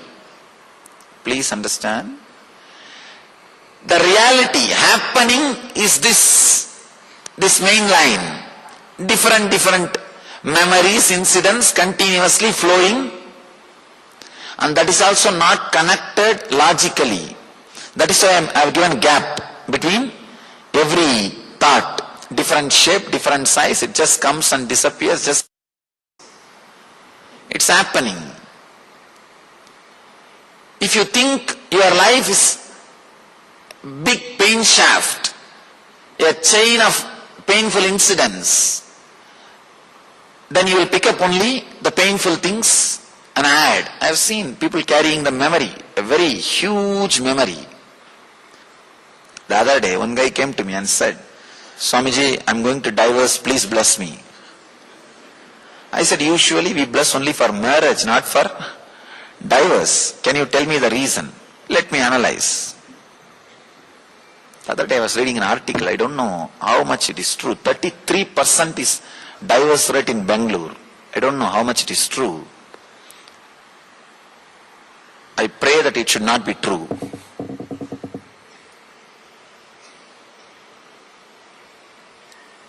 In the West, 59% single homes. Understand? And 47% of the people die without having a close friend or a relative to receive the body. Body is taken by some professional organizations, undertakers, professional undertakers. It is just too much. This guy came and asked me, I'm going to divorce, please bless me. I said, first let us analyze why you are going to do, then we will try to sort out. He said, that and all you don't know, Swamiji, you just bless me. I said, I cannot bless as you want. Only if I am convinced I can bless. And it's not like something I have and you can take it without my will. You can't steal blessings, fortunately. He said, the actual reason, the immediate cause was, she brought coffee and it spilled on the cloth, that's all. I asked, don't you see clearly it is not enough reason for divorce? Why don't you realize? Why don't you understand? He said, you don't know, Swami. Today she will pour coffee, tomorrow she will pour acid, you don't know. No, he said he actually told me, you don't know, today she will pour coffee, tomorrow she will pour acid. I said, why don't you be little logical? Why don't you be little truthful? How can you connect coffee and acid? Sometimes it feels same. How can you connect coffee and acid? Don't you see the gap is too much? You are creating too much of ideas in your head. You are creating too many things. He said, no, Swamiji, you don't know. Last 10 years, how much I suffered with her, you don't know. I told him, do not just create a pain shaft. Just come out with incidents. Then we can analyze, look into it. Don't create a pain shaft. Pain shaft will stay only if you are unconscious. Please understand. Your opinion about life as pain shaft or joy shaft will stay only as long as you are unconscious, not when you are aware. I told him, just come out. Incident by incident, let us analyze. He started telling me, in South India there is a habit, during marriage, in a small pot they will put a ring, and the bride and bridegroom, both of them are supposed to try to pick up that ring. Whoever gets it, it's theirs. It's a small game. These are all done in those days. Only during marriage the bride and bridegroom will see each other. So it's like a technique for zeroing down the distance. Just to zero down the distance, this kind of simple plays are done. This guy is saying, Swamiji, even during that play, she scratched my hand with a nail. Now see the file he is carrying in his head. I was really surprised. From there he started telling me, after 2-3 minutes I told, stop. Much worse than police record. Much worse than police record. I said, I think you should not ask divorce, she should ask. Living with you, she should ask. Now this is what we are doing continuously. Sometime about others, sometime about ourselves. But constantly we create a pain shaft or joy shaft. One important thing we forget. Neither we elongate the pain shaft, neither we can break the pain shaft, nor we can elongate the joy shaft, because it does not exist. It does not exist. Just try to elongate the joyful moments. Try to hold on. If some joy happens, try to hold on to that experience. It won't stay. Not only that, try to reproduce the same ambience, same people, same place, same thing, everything, even the same temperature again. You will not have that same joy. Addiction means believing that joy or ecstasy came due to some object or person or situation, and trying to reproduce the same thing again and again, even though the same joy or experience does not come back again. Understand? This is the definition of addiction.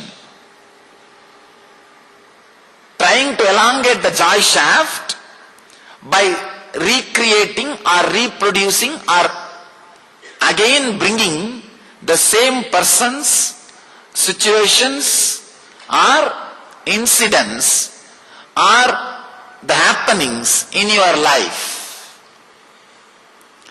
If you try, knowing that same joy is not coming, is what I call addiction.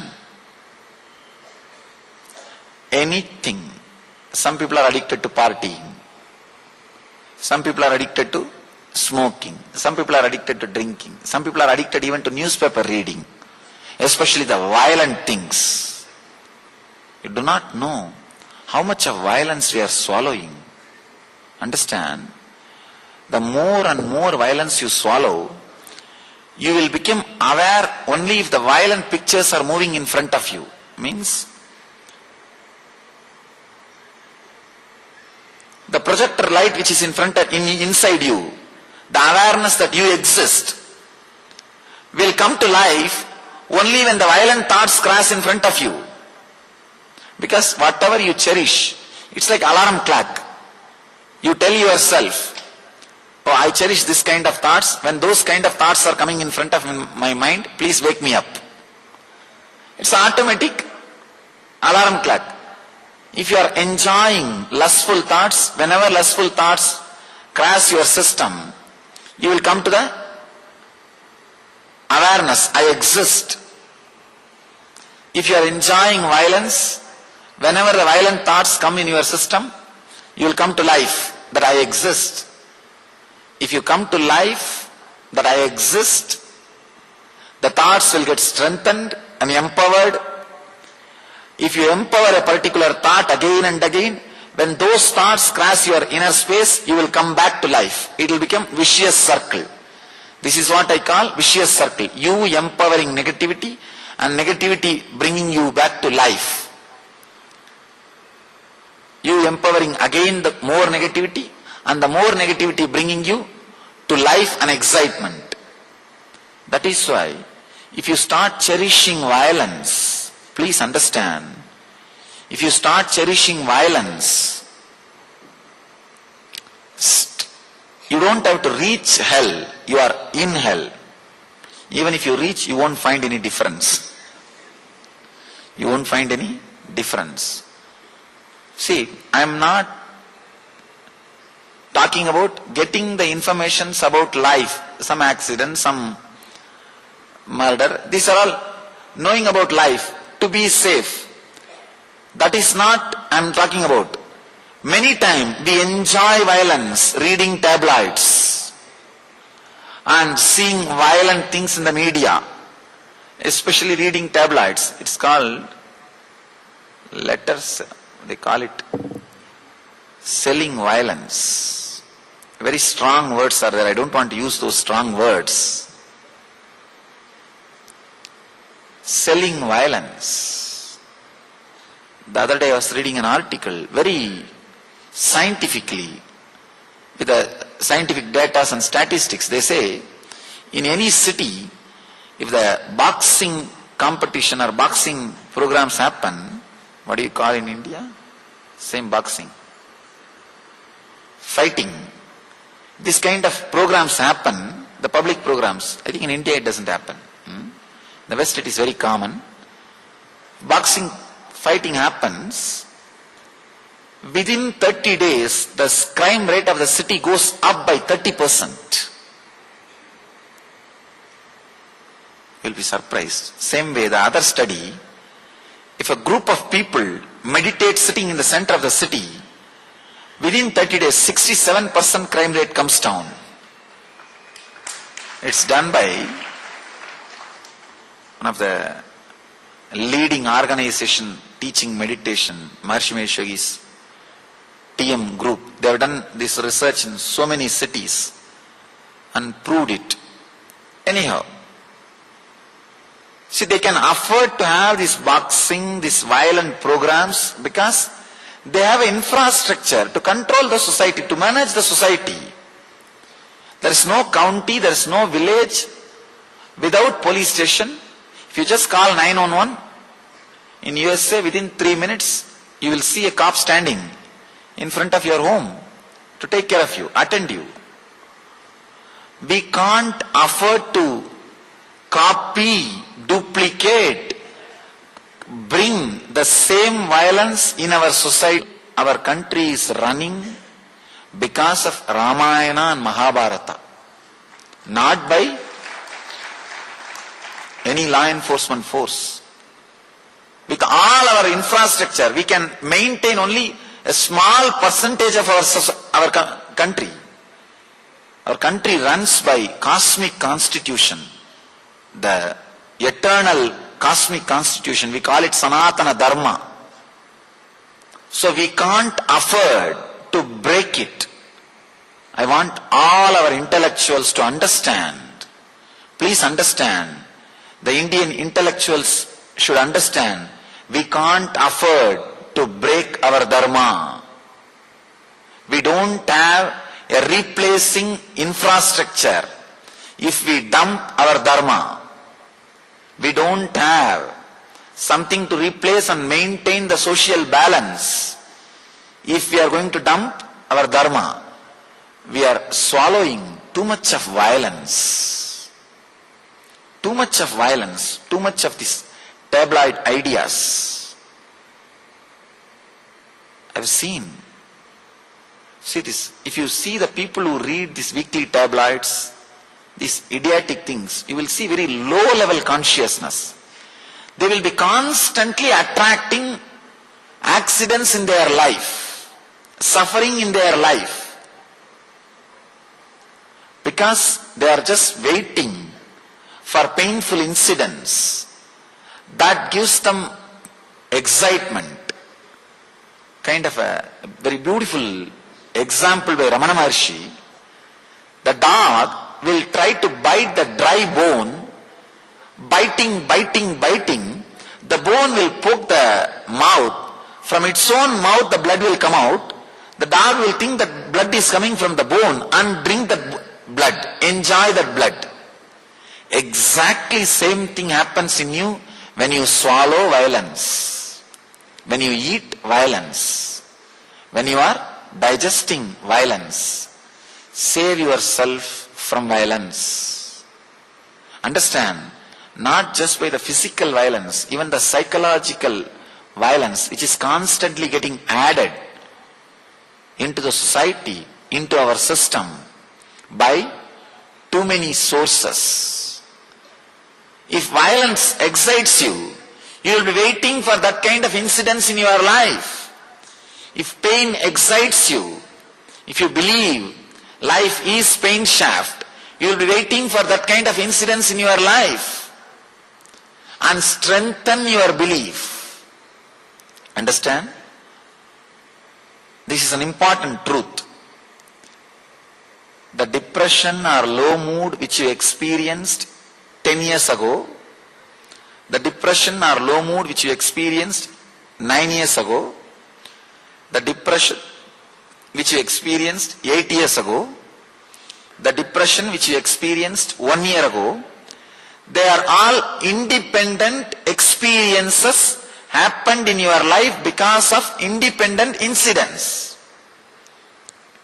10 years ago you would have been in depression because you don't have son.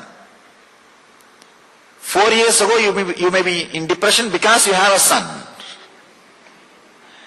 It is independent incidents causing independent experiences. But in the inner space, for the sake of convenience, you archive all the sufferings in one file for easy remembrance and easy reference. When you archive them all in one file, by and by, you start thinking, you connect all these depression experiences and come to an idea, my last 10-year life was depression. No. All 10 different depression experiences happened in you, happened due to different reason, different time, different experience. But when you connect all of them and see, you come to an idea, last 9 years I was in depression. The moment you come to an idea, I was in depression last 9 years, now you created an enemy who does not exist. Now you start fighting with him. I have to come out of depression. What to do? The moment you create a shaft, last 9 years you were in depression, now you know for sure, next 9 years you are going to be in depression. You will say, yes, last 9 years I was in depression. Then naturally tomorrow morning I am going to be in depression. How can I suddenly come out? How is it going to happen? I am going to be in depression. Passive agreement with your enemy. Understand? First thing, you create an enemy who does not exist. Second thing, you already made a passive agreement with your enemy, you won the game. Then how do you think you will not attract depression? You created an enemy who does not exist and already created a passive agreement with him that you won the game. Then naturally then you say, no, Swamiji, I am in depression, please do something. My presence cannot help, only your presence can help you. Your presence only can help you. Nothing else can be done. Same way, the pain. People come and tell me, Swamiji, last 20 years I have knee pain. No, it cannot be. Please understand, it cannot be. I am not disrespecting you or adding more suffering to you by saying all problems are in your head. No, I am not disrespecting you. I am just telling you the truth. All problems are in your head. Please understand, I am not disrespecting you by saying, I am just stating the truth. The knee pain which you experienced 2 years ago, the knee pain which you experienced 1 year ago, the knee pain which you experienced 2 months ago, the knee pain which you experienced 2 hours ago are independent experiences. When you connect them and see, you stop the possibility of self-healing. Please understand. You stop the possibility of self-healing. Whether you believe it or not, medical science proves your body constantly updates itself and replaces itself once in every 365 days. Even your brain cells are replaced once in 365 days. The intestine is replaced once in 47 days. Every organ is replaced within particular number of days. If you are carrying a particular disease for quite a long time, it means you have a strong belief it is a continuous shaft. It is a continuous experience. Your unconscious belief, something is a continuous experience, forces your mind to bring the same pain and disease back. For example, once in 47 days, your intestine gets replaced completely. Understand? I am not saying, Ayurveda is not telling. If Ayurveda says, you won't believe. Medical science is telling. The logical, allopathy medical science is saying, once in 47 days, your intestine cells are completely replaced. if you are carrying any disease related to more than 47 days, even the new system which you created with a mental setup, I have this problem, so I have to have this problem.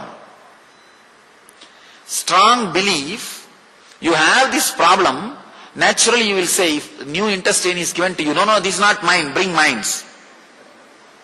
This is not mine, bring mine. Have you heard the story in those days? At a young age, one woodcutter was there, he was cutting a tree near the river, and his axe fell in the water.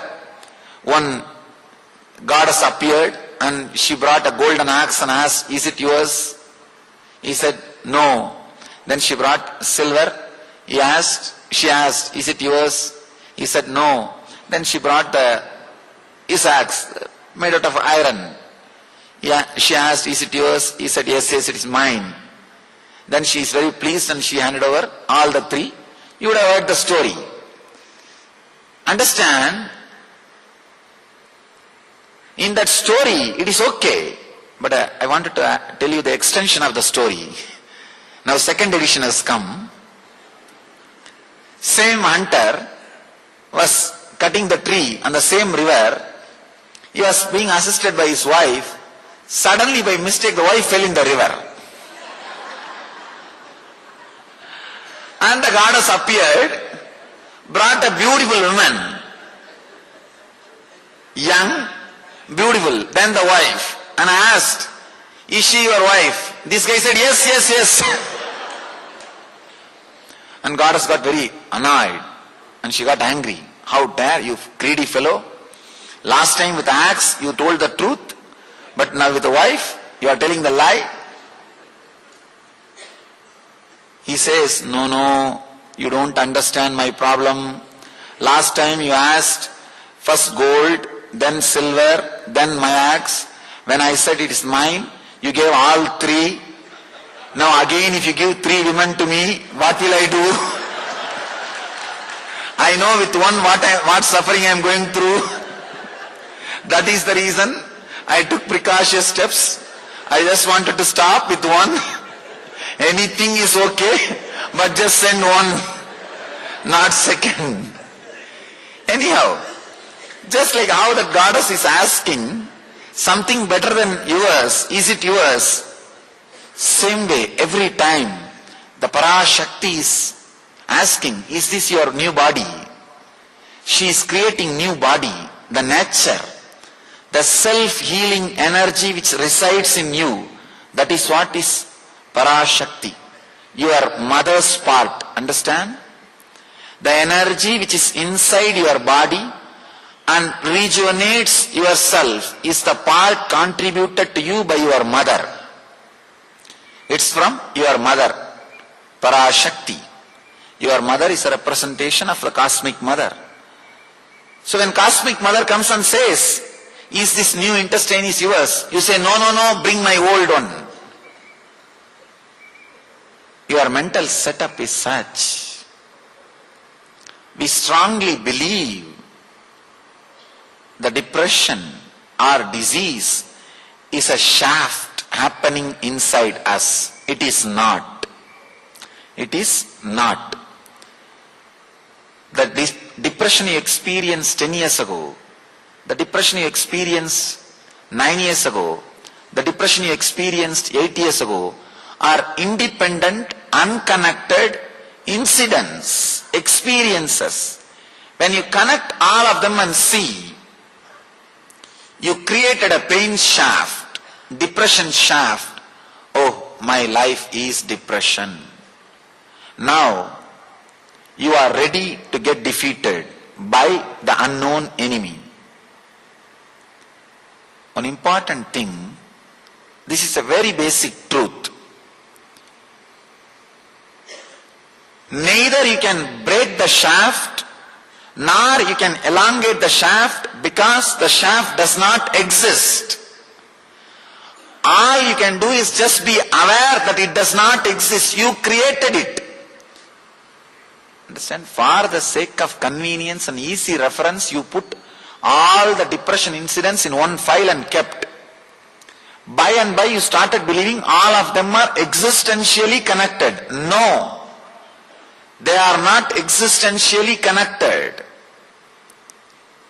All your different experiences. One more thing, the moment you believe all your depression is connected and you are a depressed being, the small joyful things happened in between will be forgotten by you. You will not even remember them. Understand? You will not even remember them. That is what I am saying. Not having clear picture about past. If you have a clear picture about your past, it will become a solid experience. It will not be a load. It will become a strength. Undigested past is a load. Digested past is a strength. We don't digest our past. It stays on us like a load, like a headache. Here, when you connect all the painful incidents and create a pain shaft, you create an enemy who does not exist and start fighting with him. You see, understand? I am repeating some of the words again and again because suddenly you might have changed the channel for the sake of people who are tuning in just now. CNN I have seen, they read the news, suddenly they'll say, welcome to the people who are tuning in just now, headlines once more. That's the reason I am reading the headlines again and again. If it is little boring, please bear with me. I am repeating so that it can enter into the system. Somebody asked Buddha, why are you repeating the same thing for 40 years? He says, if you would have heard first time, why do you think I will repeat second time? The shaft does not exist.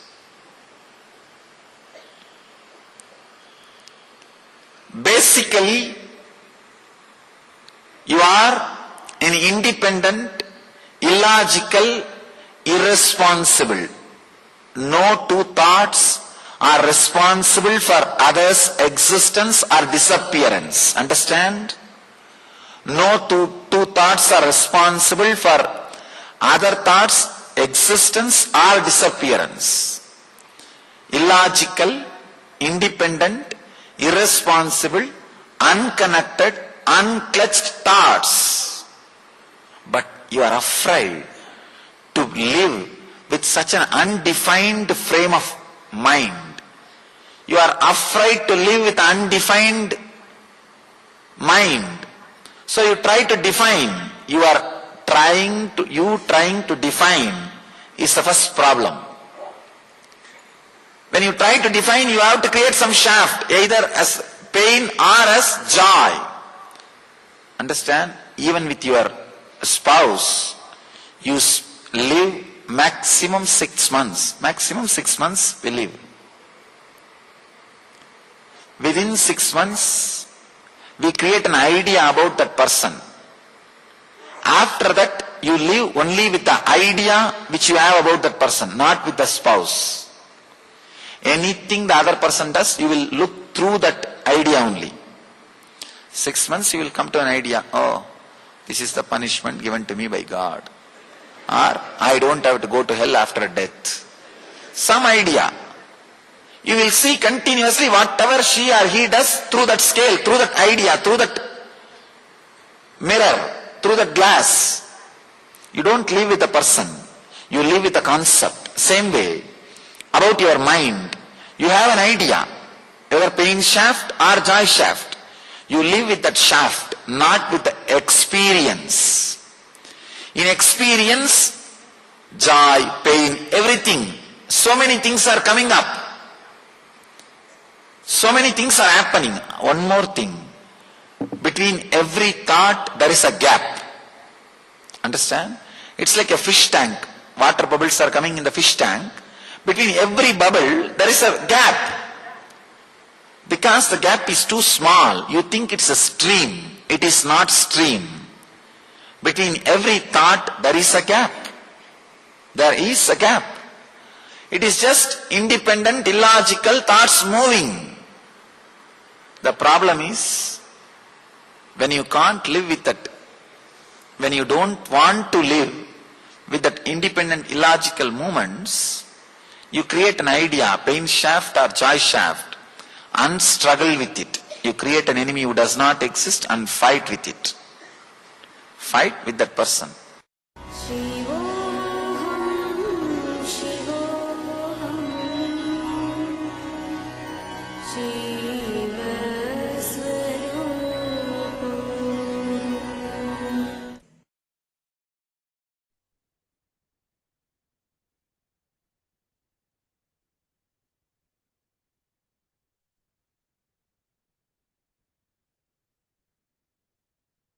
Nityanandam, everyone. Now, let's move on to the power manifestation. Kalyana Sundari, welcome back to level 1. After a long time, seeing you.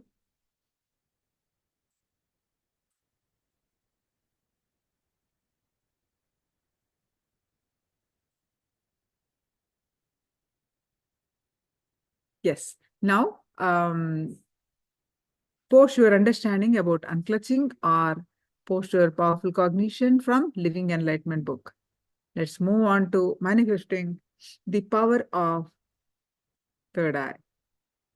Sorry, the consciousness over matter.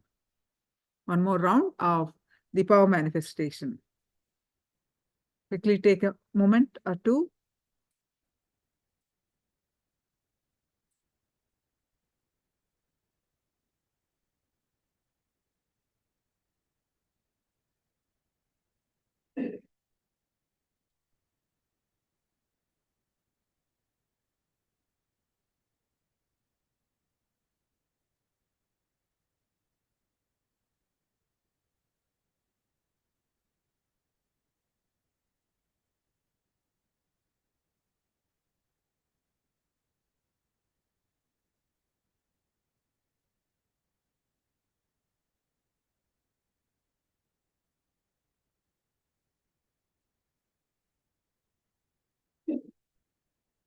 Feeling powerless and disconnected from the life due to fear is selfish.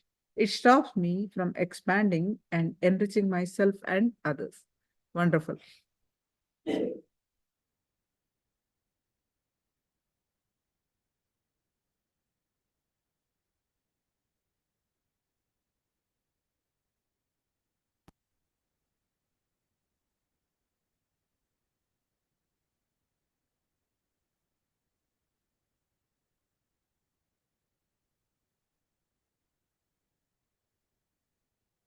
Meditation is just being blissful in the moment. Wonderful.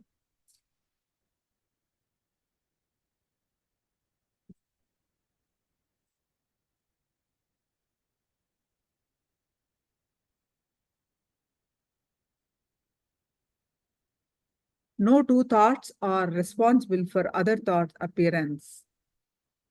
Wonderful. Now please sit straight. With your object on your hand, you can decide the level of manifestation. You can command the direction it should fall. You can experiment with two objects. If you're comfortable with one object, you can decide what level of manifestation that you want to do with consciousness over matter. So now please sit with your object and bring your attention to your third eye.